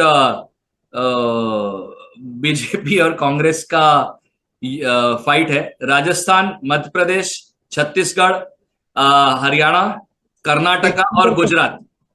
अब वो छोटे छोटे राज्य जो है ना, एक राज्य भी उठाते जाते हैं. हाँ, ठीक है, ये 6 पहले कांग्रेस बीजेपी वाले डायरेक्ट ले लेते हैं ना. चलो ठीक है. हाँ, और उसके बाद वो north east, union territories, Goa, वो सब एक साथ हम लोग प्लग इन करके उसका एक आप नंबर दे देना फिर. ठीक है. Okay. But let's say we start this अपने जो अभी जो असेंबली इलेक्शंस हुए, हरियाणा, सॉरी, मध्य प्रदेश, छत्तीसगढ़, राजस्थान, हरियाणा, कर्नाटक और गुजरात. ये 6 स्टेट्स है हमारे जहां पे, और ऑफकोर्स कर्नाटक में थोड़ा जेडीएस का एंगल आ गया है, but otherwise it's by and large BJP Congress fight basically, you know. So what is your take on let's say Madhya Pradesh? Madhya Pradesh मतलब total number of seats are 29. Last time BJP got 28, UPA got 1. That was Chhindwara, yes. अभी छिंदवाड़ा का टमाटर 20 मध्य प्रदेश में 29 seats है ना. हाँ, तो आप पूरे पकड़ लीजिए. कितने? पूरे ना? ऑल 29. ओके. ऑल 29 बिकॉज जहां तक मेरी इंफॉर्मेशन है, कमलनाथ जी कांग्रेस नहीं छोड़ेंगे, राइट, लेकिन नकुलनाथ बीजेपी में आएंगे. अच्छा. और कमलनाथ तो ऑन पेपर कांग्रेस में रहेंगे ना, काम तो उसको करना ही नहीं है कुछ बेसिकली. इसलिए उसे अपने बेटे का फ्यूचर अगर सेफ रखना है तो शांति रहना पड़ेगा. नहीं, And बराबर फिर है. काम उनको करना पड़ेगा, और वो काम ये होगा कि मध्य प्रदेश कांग्रेस के अंदर ही अंदर और फूट डलवाते रहे. अभी जैसे कल उन्होंने वहां के 40 ऑफिस बेयरर्स और छोटे मोटे लीडर्स को बीजेपी में भेज दिया है, आगे भी ऐसा ही काम करते रहे, और क्या. करेक्ट. सो मध्य प्रदेश नो इश्यूज 29. अभी चलते हैं गुजरात. तो मतलब अभी क्लीन स्वीप और कुछ सोच ही नहीं सकते हम लोग. वो तो कोई जरूरत नहीं है. 26 ऑल फुल 26. फोरगॉन कंक्लूजन है वो, तो मैं सीधे गिनता हूं, उसमें कोई एनालिसिस करने की जरूरत नहीं है. गुजरात हो गया. अभी आपका आ गया Rajasthan. 25 seats, right. Rajasthan has 25. Yes, last time it was 25 का 25 क्लीन स्वीप. या दैट वाज 24 अपने इंडिया के थे, और एक अपना इंडिपेंडेंट था जिसको यस. हाँ, तो but to be on a safer side 24 ही पकड़ लीजिए, एक जरा कम ही पकड़ लेते. Bhikkhu Bhau is being generous to Congress this time. या बिकॉज क्या है ना कि वो सचिन पायलट लोकसभा लड़ रहा है, नहीं लड़ रहा है, देखते हैं कैसा है. वो हो सकता है. That is a possibility. तो अभी आंकड़ा पहुंच गया है, जस्ट फॉर योर जानकारी, 266. और अभी हम लोग इसमें आए भी नहीं है कि we haven't come to Chhattisgarh now, ना. Chhattisgarh is there and Haryana is there. Okay. Chhattisgarh मतलब total number of seats over there are 11. Total 11 seats. Last time अपने 9 थे, 2 यूपीए के थे. करेक्ट. अब सरकार भी अपनी है और सीट्स भी अपने हैं, तो आप आराम से 10 पकड़ लीजिए. 10 हो गए. तो ये अभी हो गया पहला पड़ाव पार कर दिया 272 का. बधाई. नहीं, एंड चलो ठीक है ना. मैं ये कहता हूं कि समझो आपके असेसमेंट में 10% का भी ये होता है, तो we are still at about 250 with these states. 240 भी पकड़ लो ना आप, but 276 as of now based on your numbers. 276 है तो आप कम से कम पकड़ना है तो 265 पकड़िए. नहीं, चलो ना 276 तो लेते हैं, फिर उसके बाद एक थोड़ा सा 1-2 मिनट राउंडिंग पे डाल देते हैं. अभी आपका आ गया Haryana. That is 10 seats. 10 seats. तो 10 में से आप ले लीजिए आराम से 9 सीट्स. एंड उसके लिए आप थैंक यू बोलिए अपने फेक फार्मर्स को. ये बात सही है. क्योंकि उसकी वजह से हरियाणा में अब जो रिवर्स पोलराइजेशन हो रहा है, दैट इज बियॉन्ड इमेजिनेशन. और अगर किसी ने, मैं मजाक नहीं कर रहा हूं, अगर किसी ने मनोहर लाल खट्टर जी को बहुत हल्के में लिया था, तो आज वो बंदे ने साबित कर दिया है कि not only administration, he is a brain in like a politician. See, you know, उनका the only thing that worked against him is वो बोलते नहीं अपने काम के बारे में. एग्जैक्टली वो एक बात थी। और दूसरी चीज ऐसी थी कि इवन लास्ट टाइम जब फेक फार्मर प्रोटेस्ट हुए थे 2020 में, तो तभी उनके हाथ बंधे हुए थे। उनके ही क्या, अभी तो योगी जी के भी हाथ बंधे हुए थे, क्योंकि तभी सेंटर का स्टैंड यही था कि अभी राइट नाउ कोई स्ट्रिक्ट एक्शन नहीं लेनी है, because it's ultimately a battle of perception. Sameer babu, मैं आपको याद दिलाता हूं, कल यस्टरडे, कल का जो दिन था specifically, it was the 10th anniversary of the revolution in Ukraine. Oh, okay, I didn't know that. 2014 में 10 साल पहले 2014 में यूक्रेन की जो सत्ता थी वो तख्ता पलट हो गया था। आपको पता है तभी क्या हुआ था एक्चुअली, कि यूक्रेनियन प्रेसिडेंट जो था, he was always under the what we say the wings of Russia, तो वो हमेशा प्रो रशिया ही था। फिर बाद में बात हुई थी कि Ukraine will make some agreements with European Union and all वगैरह Right. वगैरह, और फिर बाद में रशिया के प्रेशर में आके इन्होंने वो एग्रीमेंट से अपने आप को हटा दिया। तो उसका फायदा लेके ये जो सोरोस गैंग, सोरोस, उसके बाद फिर अपने वो कौन है, बिकेट हिलेरी, उसके बाद फिर अपना the most sophisticated global terrorist Obama, ये सब गैंग ने मिलके फिर बाद में वहां पे, जैसे भारत में आज अलग अलग प्रोटेस्ट करवाए जाते हैं, अलग अलग जो शाहीन बाग खुलवाए जाते हैं, क्या क्या किया जाता है, यही चीज वहां पे यूक्रेन में चालू कर दी गई। तो वहां पे जो यूथ था, वो यूथ को भड़का के, वही वोक यूथ को भड़का के, उन्होंने उधर के जो डिस्पेंशन थी उसके अगेंस्ट उन्होंने वहां पे डेमोन्स्ट्रेशंस, प्रोटेस्ट वगैरह वगैरह चालू करवाए। और उस वक्त यूक्रेनियन प्रेसिडेंट जो था, उसने एक ही गलती की थी कि विदाउट एनी प्रोवोकेशन उसने ये प्रोटेस्ट को कंट्रोल करने के लिए उनके ऊपर फायरिंग की। Then the protest went out of control.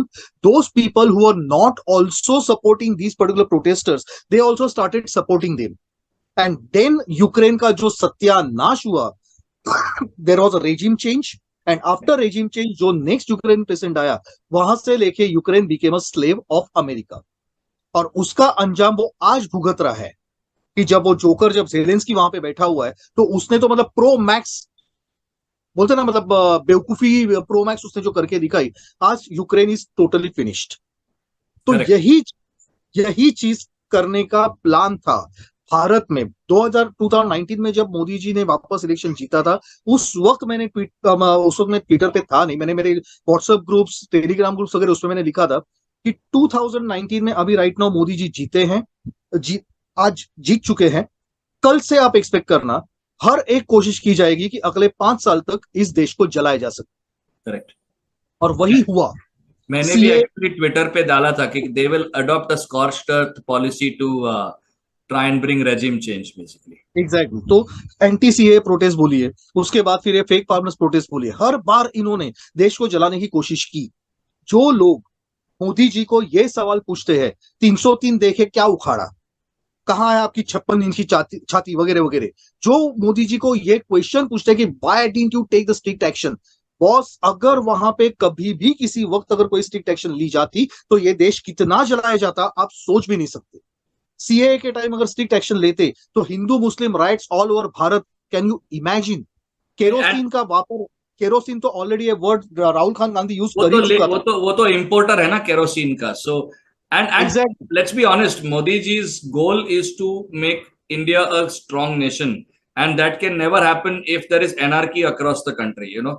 So as of now, अभी आप देख रहे जो शाहीन बाग में भी जो हुआ, या जो फर्स्ट फेक फार्मर प्रोटेस्ट, या जो अभी हो रहा है, वो उसका स्फीयर ऑफ इन्फ्लुएंस सिर्फ लोकल है। Rest of the country doesn't care two hoots about what is happening right now. In fact आज तो हालत ऐसी है कि वो लोगों को मीडिया अटेंशन के लिए भी भीख मांगनी पड़ रही है। करेक्ट। मीडिया अटेंशन भी उनको नहीं मिल रहा है। करेक्ट। तो मतलब वहां पे हरियाणा के लोग अंदर ही अंदर इतने भड़के हुए कि राइट नाउ अगर ये फेक प्रोटेस्ट है, फेक फार्मर्स का नसीब अच्छा है कि अगर हरियाणा पुलिस ने उनको वहां पे बॉर्डर पे रोक के रखा है, अगर उनको जाने दे तो पता नहीं हरियाणवी लोग जो है वो इनका क्या हश्र करेंगे। और and they are not doing themselves a favor. यदि आप जो मीडिया बाइट्स दे रहे हैं, जिस तरह से वो मोदी जी को गाली दे रहे हैं, धमका रहे हैं, openly they are talking about the separatist intentions, तो वो तो मतलब दे आर खुद पे सेल्फ गोल कर रहे हैं ना वो लोग कब से। वो that is out of desperation. लेकिन आज आप सोचिए कि आज अगर सपोज हम लोग यहाँ पे बैठ के खुश हो रहे हैं कि खट्टर जी कितना स्ट्रिक्ट वहां पे हैं, योगी जी कितना स्ट्रिक्ट वहां पे है, दिल्ली पुलिस ने किस तरह से सब तैयारी करके रखी है, अगर आज हम ये सब करके देख के खुश हो रहे हैं तो एक बात समझ लीजिए, ये करने की हिम्मत हिम्मत नहीं, ये करने की जो what we say the permission जो उनको मिली है, that is because of the perception management. Correct. पिछले फेक फार्मर्स प्रोटेस्ट में एक साल तमाशा करने के बाद मोदी जी ने अपने ऊपर बेइज्जती झेल के अगर वो पर्टिकुलर बिल्स अगर रोल बैक किए थे, रिपील किए थे, तो उसमें भी उनको बहुत मतलब उनके कुछ नहीं तो उनके इमेज को कुछ तो वहां पे डैमेज हुआ था। हुआ था। He still took that particular risk because he wanted to win the battle of perception, which he did. So that next time अगर कोई ऐसे कोई हरकतें करता है तो now he has a solid point to show the iron hand of law, and which he is showing now. Correct. तो ये बार जो चेंज हुआ है वो चेंज हुआ है because of that patience. So otherwise Bharat का यूक्रेन बनने में कोई देरी नहीं लगती, सो क्योंकि सो यूक्रेन में तो एक ही मुद्दा था कि एक खाली बस प्रो रशिया एंटी रशिया एक ही मुद्दा था। यहाँ पे तो दुनिया भर के मुद्दे हैं। तो यहाँ पे आपको लगता है कि ये जो प्रोटेस्ट है in a way actually it is turning out to be counterproductive for the regime change operators. ये it is actually not only is it not having an impact, but the way the government has dealt with it is creating a better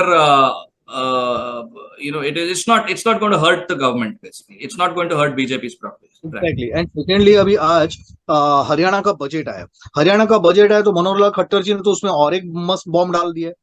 मैंने Twitter पर डाला था उसका कि इन्होंने आज interest and penalty माफी even I tweeted on that, जो उन्होंने कहा कि आप मुद्दल लौटा दो आपके इंटरेस्ट और पेनल्टी वेवर हो जाएगा।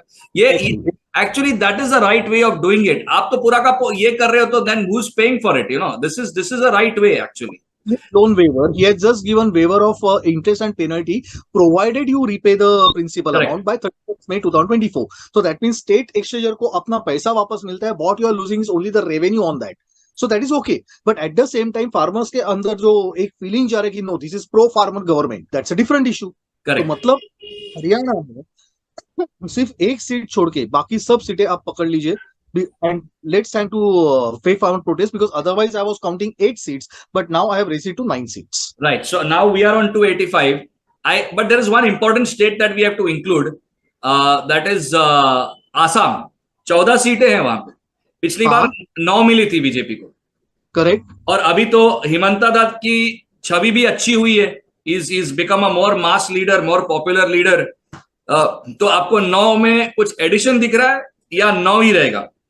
टोटल इनके 14 सीट्स है, आप वहां पे आराम से 11 सीट्स पकड़ के चलिए, 11 to 12 सीट्स। उस पिछले इलेक्शन में 2 अदर्स दिख रहा है मुझे। तो आप so I don't know whether that is a part of NDA bloc, they have joined subsequently, या फिर वो अलग ही अदर्स है बेसिकली, या टीएमसी का है उसमें कुछ। ये जो वहां पे जो एक मुसलमान एजीपी नहीं, हाँ वो बदरुद्दीन अजमल वाला सीट है एक। हाँ या उनका एजीपी का था, but now AGP is part of India. हाँ, सो ये एक दो वो बदरुद्दीन अजमल का सीट है, वो तिनसुकिया या कुछ वो साइड पे है basically, I think if I am not whatever. So आप कह रहे हैं कि 14 में से 11 is so we are now at 296 भाव। अभी नाउ वी आर दी अभी आपका favourite snake oil salesman Delhi 7 on 7, but they are now having गठबंधन ना विद कांग्रेस। कोई प्रॉब्लम नहीं, ऐसा ही गठबंधन यूपी में भी हुआ था 2019 में। combined vote share of BJP, AAP and Congress in Delhi, don't you think they have a good chance to जैसे इन्होंने स्टेट असेंबली में 67 सीट्स की बाजी मारी थी, of course that was a long time ago, but आज की तारीख में आपको लगता नहीं कि 7 में थोड़ा टफ फाइट होगा हर सीट पे? भाव मैं आपको याद दिलाता हूँ 2019 बुआ भतीजा में थे। हाँ, अभी जो आपने वोट शेयर की बात की थी ना, वही बात तभी अपने बड़े बड़े पॉलिटिकल पंडित जो एसी रूम के बाहर कभी निकलते नहीं है, हाँ, उन्होंने बीजेपी को 20 सीट दी थी 80 में से मेरे ख्याल से। और उनका लॉजिक क्या था? उनका लॉजिक यही था कि इसके इतने वोट है, इसके इतने वोट है, दोनों वोट जोड़ दो तो वोट जीत जाएंगे वो लोग बेसिकली। और कितना वोट शेयर था? 53%। हुआ भतीजा मिलके 53%। बीजेपी कहां से सामने खड़ी रहेगी? और ऊपर से बीजेपी के जो वोट्स रहेंगे वो कांग्रेस काटेगी, तो मतलब Congress is fighting alone other than बुआ भतीजा, so that's a bad sign for BJP and good sign for बुआ भतीजा एंड कांग्रेस एज वेल। ऐसा इनके लॉजिक थे। अल्टीमेटली क्या हुआ? थर्ड राउंड के बाद बहन जी ने हाँ, अपने पार्टी जनरल सेक्रेटरी को फोन किया था कि भैया कैसा चल रहा है। तो पार्टी सेक्रेटरी का तभी जवाब था, बहन जी सब खत्म हो गया, नैया डूब चुकी है, कोई हमें वोट नहीं दे रहा। बहन जी ने बोला, हमारे जो लोग हैं, हमारे लोगों ने भी साथ छोड़ दिए, कोई नहीं दे रहा। और अगर आपने देखा रहेगा तो उसके बाद फोर्थ राउंड से बहन जी ने प्रचार करना तक बंद कर दिया था। और उसके बाद I think she has just maintained a low profile going forward from that day onwards basically. Exactly तो होता क्या है ग्राउंड पे? ये वोट शेयर जो है वो हम लोग यहाँ पे बैठ के बात करते हैं, एनालिसिस करते हैं, अच्छी बात है। बट पब्लिक जब वोटिंग के लिए उतरती है, तब ये वोट शेयर 1+1=2 नहीं होता। वो 1+1 0 भी हो सकता है, या वो 1+0 11 भी हो सकता है। बराबर है, बिकॉज वो वोट ट्रांसफर का गणित is a very complex. It's not about vote transfer, it's about Modi factor. आप ये समझिए, वहां के दिल्ली के लोगों को बाकी सब कुछ फोकट में चाहिए। उन्हें बाकी सब कुछ फोकट में चाहिए, फ्री इलेक्ट्रिसिटी चाहिए, फ्री जो दुनिया भर का फ्री राशन चाहिए, सब कुछ उनको फ्री चाहिए। लेकिन वो कब की बात है? असेंबली की बात है, असेंबली इलेक्शन में। लेजिस्लेटिव की बात है बस। लेकिन जब बात आती है दिल्ली अपने लोकसभा चुनाव की, तो तभी ये लोग ना, दिल्ली में है तो भैया पहले दिल्ली सुरक्षित चाहिए, और दिल्ली सुरक्षित चाहिए तो मोदी प्राइम मिनिस्टर चाहिए। ये एक इंपॉर्टेंट पॉइंट है, बिकॉज नेशनल सिक्योरिटी के हिसाब से अगर ये वोट दिल्ली में डाला जाएगा, then yes, you're talking about the center, because then Delhi becomes the most vulnerable place for India if we have a weak government at the center in terms of any uh, in unforeseen terror attack or anything else. सबसे पहले target Delhi या मुंबई सबसे होता है। Experience किया तो दिल्ली और मुंबई ने ही एक्सपीरियंस किया है। यस यस, सबसे ज्यादा झटके तो इन दोनों ने ही झेले हुए हैं बेसिकली, यू नो। तो ये एक डिफरेंट फैक्टर होता है। कोई फर्क नहीं पड़ता, आप और कांग्रेस दोनों साथ में आते हैं। और वैसे भी अगर आप देखेंगे तो दिल्ली में कांग्रेस का अब उतना वो एग्जिस्टेंस रहा ही नहीं है जितना पहले हुआ करता था। Correct. So so you are saying 7 to yes yes, पक्का पक्का 700%। सो अभी हम पहुंचे हैं 303 के आंकड़े पे। बधाई हो, 2019 का आंकड़ा पार कर दिया है। And I think with that we have come to अभी जो दो बड़े स्टेट्स है जहां पे, बट लेकिन वहां बीजेपी का कोई प्रेजेंस नहीं था। एक है आपका तेलंगाना, और झारखंड अभी हमने नहीं लिया भाई। झारखंड भाऊ, we have not taken Jharkhand and Himachal which is again. तो अभी ऐसे बात करते हैं समीर बाबू। हाँ, अभी वी जो will wrap it up basically. हाँ, तो अभी देखिए अंडमान, एक एक छोटे छोटे सब कुछ साथ में भी लेते आते हैं जो जो बचा है। अंडमान में लास्ट टाइम यूपीए की एक सीट थी, और वो थी एनसीपी के पास। हम्म लेकिन अब वो जो पर्टिकुलर एमपी है वो खुद जेल में है। उसके ओके। बाद जो एनसीपी थी वो शरद पवार के अंडर थी। अब शरद पवार ग्रुप खत्म हो चुका है, और अब बाकी ओवरऑल नेशनल लेवल पे भी एनसीपी का सपोर्ट गया है अजीत दादा को। तो अभी वो एक सीट आप अपने खाते में ले लीजिए, that is okay, now it is to NDA. Got it. Andhra Pradesh, Andhra Pradesh में टोटल है 25 सीट्स। यस। कुछ दिनों पहले तक, मतलब कुछ महीनों पहले तक, वहां पे अपने वाईएसआर के लिए ये कंप्लीट क्लीन स्वीप था। राइट। लेकिन पिछले 6 महीने में डायनामिक्स बहुत चेंज हुए हैं। करेक्ट। बस यहाँ तक खबर आ रही है कि ये पर्टिकुलर जो चीज हो रही थी, वो अपने मोदी शाह जी जैसे जो पॉलिटिकल बाप है सबके, वो पहले से भाप चुके थे। इसीलिए इन्होंने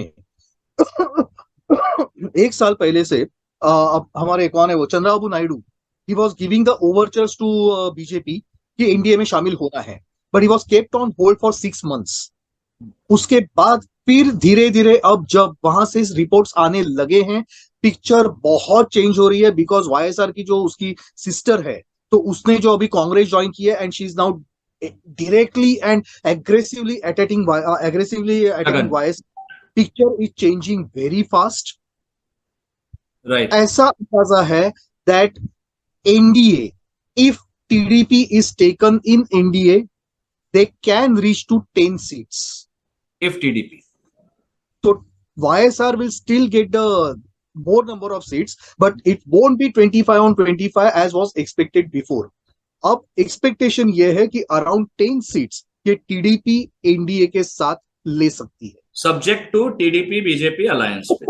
And it is more or less what I am hearing. It is nearly finalized. So we'll put the 10 and Yeah. then we will take a stock of this because हम लोग best case scenario ले रहे हैं ना basically right now, you know. मैं worst case scenario जा रहा हूँ. Okay. उसके बाद अरुणाचल प्रदेश 2 सीटें रहती है, आप हाँ. पूरी उठा लीजिए. Right. आप पूरी लीजिए क्योंकि वहां पे और किसी का एग्जिस्टेंस है भी नहीं. नहीं वो Arunachal is yes. Okay, next. Chandigarh, अगर किरण खेर जी को वहां से चेंज किया जाए, हाँ. किरण खेर जी को अगर वहां से चेंज किया जाए तो चंडीगढ़ बीजेपी के साथ आ सकता है. Right. अगर Notwithstanding the recent fiasco of Chandigarh mayoral elections. no, But ठीक है, it's a one seat, so चलो एक डाल देते हैं. नहीं, आप एक काम कीजिए, मत डालिए अभी. ठीक. राइट नाउ आपको मत डालिए because we don't know whether she is going to get a ticket or not. Correct. लेकिन So, जहां तक खबर सुन रहा हूं कि Kangana Ranaut may be fielded for this 2024 election either from Mandi in Himachal Pradesh or from Chandigarh. चलो ठीक है. अभी कुछ मेरे को मुझे इस पे कुछ बात हम पकड़ते हैं. ठीक है. हाँ. छत्तीसगढ़ तो अपनी बात हो चुकी. नहीं, छत्तीसगढ़ की बात बाकी है. छत्तीसगढ़ हो गया हमारा. छत्तीसगढ़ वो बात. छत्तीसगढ़ भी एडेड. दादरा नगर हवेली अपना उठा लीजिए, एक सीट अपनी पक्की है. ओके. दीव एक सीट पक्की है. ओके. दिल्ली, गोवा में कुछ मतलब लाइक से कि लास्ट में जब गया था that was in the month of मई, तो तभी अगर सपोज आप मुझे पूछते तो I would have given both the seats to BJP. But right now जिस तरीके से वहां पे गठबंधन सब अलग अलग हो रहे हैं, तो let's take south Goa to BJP and north Goa to 1-1. वो गोवा में वैसे ही होता है एक्चुअली. यस, होता है, लेकिन ये बार चांसेस थे 2-0 के. बट अच्छा. चलो देखते हैं. अगर हमारे घुंगरू सेठ अगर बीच में जेल में जाते हैं तो you can take it as 2 also. But Okay. Right now let's keep it 1. फिर आगे आपका नहीं, गुजरात हो गया, हरियाणा हो गया, हिमाचल है. हिमाचल में अपने हैं टोटल 4 सीट्स. अगर प्रियंका वाड्रा वहां से लड़ती है, अगर प्रियंका लड़ती है तो BJP will get 3, otherwise BJP all 4. So right now let's take 3 only. 3. Okay. whether she contest or not. Okay, 1 minute. हाँ, कितना हुआ था स्कोर अपना? ओके, चलो लेट्स मूव ऑन. ओके. उसके बाद Jammu and Kashmir total 6 seats. वो 6 में से लास्ट टाइम अपने पास 3 थे और यूपीए के पास 3 थे. अब Right. यहाँ पे I would like to make it 4 for the NDA because Okay. Jammu Kashmir में भी हमारी एक सीट आ सकती है and as well as Ladakh. Okay. तो मेरा एक्सपेक्टेशन है वहां पे 4 सीट्स, लेकिन पकड़ते वक्त आप 3 ही पकड़िए. ओके. आप 3 ही पकड़िए उसके सिनेरियो के हिसाब से. ओके. ओके. 3 ना? Now, Jharkhand total 14 seats. Last One. Time 12 with NDA, 2 with UPA. I won't like to change that combination. I would like to take 12 only. Okay. In spite of Shibu Soren going to jail, वो आदिवासियों का ऐसा वैसा वगैरह. लेकिन एक factor ऐसा है कि लास्ट टाइम हमारे पास बाबूलाल मरांडी नहीं थे. राइट. और right. he's back in BJP and he's a firebrand person. Right. तो वो हिसाब से, बट स्टिल लोअर के सिनेरियो के हिसाब से मैं पकड़ रहा हूँ 12. 12. That's a big number, which we achieved last time also actually. या Okay. Okay. Karnataka, we haven't taken Karnataka yet. हाँ, कर्नाटका we haven't taken. तभी मैं कह रहा हूँ कि कुछ अरिथमेटिक में मतलब it wasn't going to that number which we had talked about ना, because कर्नाटका 28 सीट्स है. 28 में लास्ट टाइम हमारे 25 थे. एक अदर्स में जो दिख रहा है वो भी हमारा ही सपोर्टेड कैंडिडेट था. So totally we had 26 and UPA had 2. UP है. So in worst case scenario also you can stick to the same combination in worst case scenario. और हाँ. अगर अच्छे केस की अगर बात करेंगे तो आई एम एक्सपेक्टिंग 27. 27. या but let's stick to 26 only. 27 ना? Okay. 26. Sorry. Okay. Got it. Okay. ठीक है. Kerala hopeless. How much did you say for Jammu Kashmir? 4. Jammu Kashmir 4. 4. Right. Okay. No chance. NDA बिल्कुल नहीं. Kerala, no chance. Okay, right. Then next is your Lakshadweep. Lakshadweep last time one was with UPA and zero with NDA. Lakshadweep का आप UPA को ही दे दो, because वहां का जो kind of population वगैरह है वो हिसाब से. Correct. Correct. ठीक है. Madhya Pradesh we already spoken of. Manipur there are 2 seats. Correct. So take both the seats. Okay. One thing is sure कि मणिपुर में जो कोई भी कैंडिडेट होगा, Right. जो कोई भी देगा, वो कांग्रेस का नहीं होगा. Right. और जो पार्टीज है वो सब इंडिया के फैक्टर्स है. Okay. तो take both the seats. Right. Meghalaya there are 2 seats, तो उसमें से you can take 1 seat. 1 minute. Where are we now? Manipur. Meghalaya. Manipur आपने एक कहा ना? Manipur 2 seats and Meghalaya 1. Meghalaya 1. Okay. Yeah. Mizoram there is 1 seat, that is ours only. Right. Mizo National Front. Now we come Then- to Odisha. नहीं, Nagaland. Sorry, Nagaland. 1 seat NDA. Right.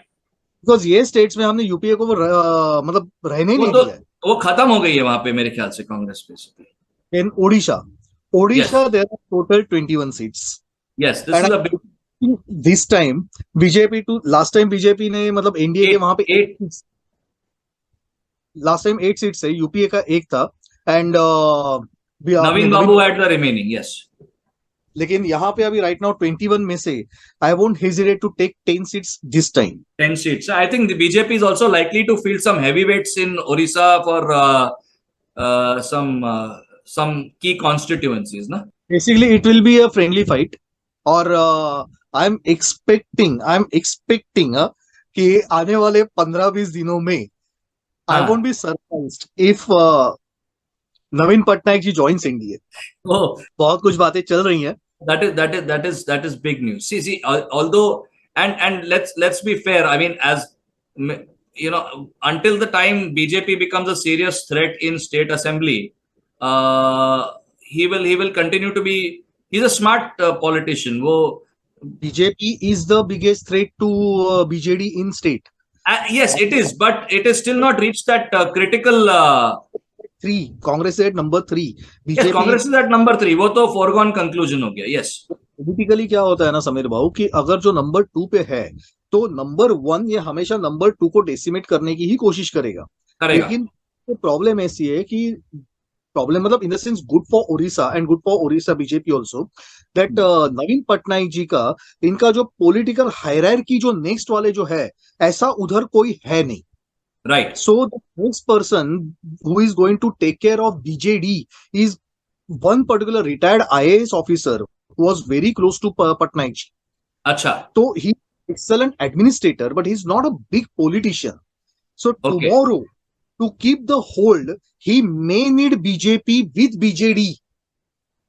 Okay. तो वो हिसाब से अभी से अगर वो मूव करना शुरू करते हैं. एंड सेकेंडली मैंने बहुत बार ट्वीट्स में भी लिखा हुआ है कि नवीन पटनायक जी और मोदी जी का इनकी जो केमिस्ट्री है that is out of the world.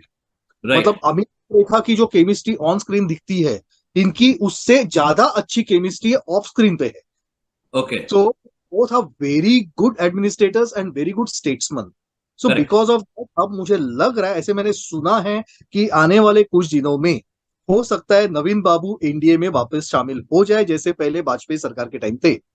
And if Right. That happens, तो उसके बाद Odisha you can take 21 on 21, but right now let's stick to 10 only. 10. Okay. Okay. Now आज के पोजीशन पे Right. Puducherry last time UPA के पास थी, लेकिन Yes. ये बात एनडीए के पास होगी. Okay. Then Punjab 13 on 13 seats है वहां पे. वहां Yes. पे और कांग्रेस का गठबंधन हो न हो, very difficult state for BJP. Last time NDA के 4 सीटें थी, क्योंकि तभी शिरोमणि अकाली दल वहां अकाली पे दल के साथ गठबंधन था basically. के साथ था.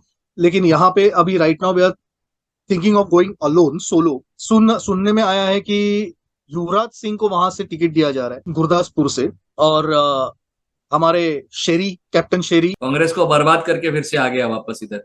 हाँ, मैंने उसका एक क्रिप्टिक ट्वीट भी उसमें ट्वीट डाला था मैंने. Job done now seeking meeting with Amit Shah ji. But लगता है एक सीट मिलेगी वहां पे. लग रहा है एक सीट तो मिलनी चाहिए. अगर सनी देओल भी वहां पे जीत सकता है तो एक सीट तो हो सकती है. That is. So we have got okay. So Punjab हो गया. अभी राजस्थान तो ले लिया था हमने.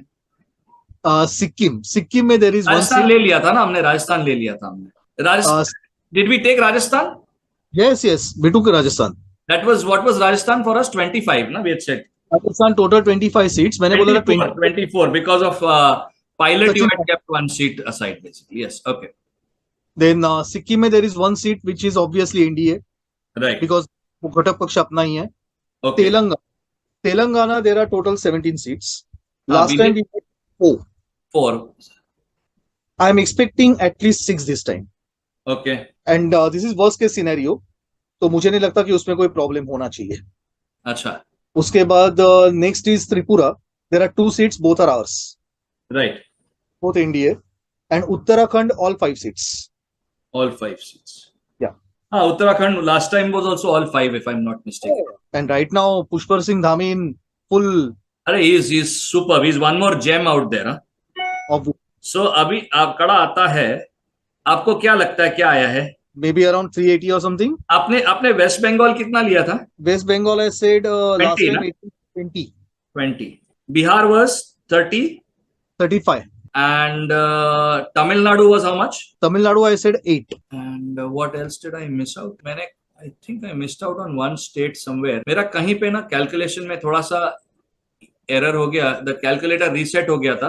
But even with this I am coming to 371. But I have missed out on one. बीच में वो रीसेट हुआ. उसमें मेरा एक शायद मध्य प्रदेश या कहीं मेरा एक मिस आउट हुआ था. आई think if I am not mistaken. Madhya Pradesh I said all the seats. All the seats. जो छिंदवाड़ा भी ले लिया था. आई टुक मध्य प्रदेश. ओके. सो जो and these are NDA seats right. Yeah, including NDA. तो बेसिकली ये लग रहा है कि ये 380 400 के रेंज में फायरिंग हो रही है. और जो आपने उड़ीसा का जो वो एक अलग ही गेम चेंजिंग मोमेंट हो सकता है बेसिकली. सो क्या लगता है अब की बार 400 पार पॉसिबिलिटी या posturing? See, BJP scoring on its own at least 348 seats. ये तो मैंने एक साल पहले बोला था. ये बोला था आपने. You had said even when we did the first podcast you had said 348. You had said. तो तभी मतलब काफी कुछ चेंजेस उसके बाद आज उसके बाद तो राम मंदिर का ही तो प्राण प्रतिष्ठा हुआ है. That itself is going to be a big factor. तो 348 को अगर मैं सपोज सिर्फ बीजेपी को 370 के जगह पे मैं 348 को बढ़ा के अगर 360 भी पकड़ता हूं और एनडीए के बाकी घटक पक्ष पकड़ के अगर मैं सपोज टोटल 30 भी पकड़ता हूं तो भी 400 के आसपास आ गए ना. 390 के आसपास आ गए. और मुझे बेसिकली क्या चाहिए? मुझे मतलब मैं अमित शाह जी और मोदी जी के दिमाग में घुस के बात करने की कोशिश कर रहा हूं कि उनको बेसिकली क्या चाहिए. It's not about 370, 390, 400, anything about 272. नहीं वो तो that is a given. That is a given. Correct. But हमें बेसिकली इतने सीट्स क्यों चाहिए? Not only from the point of view of future but right now. जैसे मोदी जी ने बोला है और उन्होंने सबको सस्पेंस में रखा हुआ है दैट 2024 to 29 उन्होंने बहुत बार ये बोल के हो चुका है कि ये 5 साल बहुत कड़े फैसले लेने के 5 साल होंगे. और ये 5 साल ये भारत के अगले 1000 साल का रोड मैप डिसाइड करेंगे. And for that they need this brute majority basically. They want 2/3 majority in Lok Sabha. Correct. 2/3 majority in Lok Sabha. Rajya Sabha को हम लोग कैसे ओवरराइड करना है ये भी प्लान उन्होंने ऑलरेडी बनाए होंगे. So two-third majority का आंकड़ा आपका है लगभग 362 I think if I'm not mistaken. Because 543 seats है तो 543 180 मैंने पकड़ा. 182 था 360. So और 2-3 सीट आप जोड़ लो तो 365 is a safe number. Yes. वो तो अभी इस इट जो हमने कैलकुलेट किया उसके तो काफी ऊपर का क्वेश्चन है. So and that is why they need this particular brute majority. यहाँ पे जैसे कांग्रेस वाले और अपोजिशन वाले रो रहे हैं कि अगर सपोज बीजेपी ऐसे जीतेगी तो लोकशाही खत्म होगी, डेमोक्रेसी खत्म होगी. ये डेमोक्रेसी खत्म करने की बात नहीं है. ये जो हम कॉन्स्टिट्यूशन में बहुत सारे flaws. This is to correct the wrongs that were done in the past basically. Exactly. और इसके बाद ये इलेक्शन के बाद फिर कभी किसी को लाइफ में 2/3 मेजोरिटी ऐसी मिल पाएगी इंक्लूडिंग बीजेपी. ये कोई सोच नहीं सकता. नहीं सोच. This is the golden opportunity, and Yes. It looks like a distinct possibility. 100%. People of India have to not become complacent. Everyone has to go and cast the vote, and it looks good, huh? Election का tension नहीं है, अब tension सिर्फ वो 2/3 का है बस. Third का टेंशन भी नहीं, मतलब एंजाइटी है. anxiety. Not anxiety. That is okay. Good tension is good also. थोड़ा टेंशन रहता तो आदमी थोड़ा सा मतलब हाँ ये प्रोएक्टिव हो जाता है ना. You want to achieve it to the end basically. It's I call it nervous energy. It is good for performance actually. Exactly. So wonderful. I mean ये एक क्लोजिंग में ये न्याय यात्रा जो हो रहा है उसका क्या इम्पैक्ट है? Is it working in favor? I think it is working against them because इसका फ्रस्ट्रेशन बहुत दिख रहा है मुझे. 2 मिनट उस पर आप बात कर लो. 2 मिनट. कि एक्चुअली अन्याय यात्रा, भारत तोड़ो अन्याय यात्रा जो अभी चल रही है उसकी वजह से मेरा टेंशन थोड़ा सा बढ़ गया है. थोड़ा सा बढ़ गया. द रीजन इज दैट साला इसको इतना कवरेज नहीं मिल रहा है जितना मिलना चाहिए था यार. तो ये हमारे युवराज जाके हर जगह पे जो गंध मचा रहे हैं, जितना पहले चरण में उनको कवरेज मिला था और उसकी वजह से कांग्रेस की नैया और डूबती गई, उतना कवरेज अभी क्यों नहीं मिल रहा है? सो बिकॉज ऑफ अभी उसने वाराणसी में जो बात की ना वो बहुत महंगा पड़ेगा उसको. आज मोदी जी ने कर दिया उसको. बात कर दिया. हमारे काशी के बच्चों को नशेड़ी कहता है जो खुद होश में नहीं है. काशी और अयोध्या उन्हें पसंद नहीं है. आज की काशी और अयोध्या पिछले 2 दशकों से मुझे तो गालियां दे ही रहे थे, अब तो मेरे बच्चों को भी गालियां देने लगे. और बीच में एक मणिशंकर के और 5-6 इंटरव्यूज हो जाने चाहिए तो और मजा है. बस. चलो बढ़िया है. I think it was excellent. आपने समय निकाला और देखते देखते आज 1.5 घंटे से ज्यादा हम वार्तालाप कर चुके हैं. But it was necessary because एक पर्सपेक्टिव बन जाता है ना. नहीं तो ऐसा है ना भिखू भाऊ के लोगों को ऐसा लगता है कि ये हवा में बात हो रही है. अब की बार 400 बार एक केवल स्लोगन है जो कैंपेन और हैशटैग चलाने के लिए. But it's not like that. I think there is a ground level preparation going to get that 365 2/3 majority number, which is why you are creating a 10% extra ambition of 400. And who knows, if you get 390, 400, तो वो तो you know it is glorious golden years ahead. फिर उसके बाद अभी भी काफी दिन बाकी है. हाँ अभी छोटे छोटे विन्स तो आ रहे हैं ना अभी. लाइक फॉर एग्जांपल द कटार victory, the diplomatic victory, it convinces a lot of urban educated voters who realize that this government is going all out to protect its own citizens and do the unthinkable, you know. और ये लोग अपने पैर पे कुल्हाड़ी मारते हैं. 6 महीने पहले उन्होंने कहा था 36 इंच 56 इंच कहाँ ये है, तो इनको अभी वो खून के घूंट पीने पड़ रहे हैं बेसिकली, यू नो. वो इट इज अभी आज ये तेलंगाना के भी तो कुछ वर्कर्स रिलीज हुए हैं ना after 17 years of so little things count eventually, and these are big things for those people who are, you know, for these veterans it is a huge thing. हम लोग यहाँ little thing कह के नहीं कह सकते, but I am not from the magnitude of that event, but for those 8 or 9 veterans it's a big thing. Their lives have been saved. But from a national election point of view, this is it reinforces the government's commitment to every single Indian that is in trouble here or abroad or anywhere else. जैसे सुषमा जी ने कहा था ना, कहीं भी कोई भी भारतवासी संकट में है तो हम उसको लेकर आएंगे, you know, that is what. संकट पे रहेंगे तो हम वहां से लेकर आएंगे. चलो बढ़िया है. भिखू भाऊ, thank you so much. It was wonderful talking to you, and we will be in touch again. But अब की बार 400 पार. जय हिंद, जय श्री राम. जय Shri Ram. Thank you so much. Bye bye.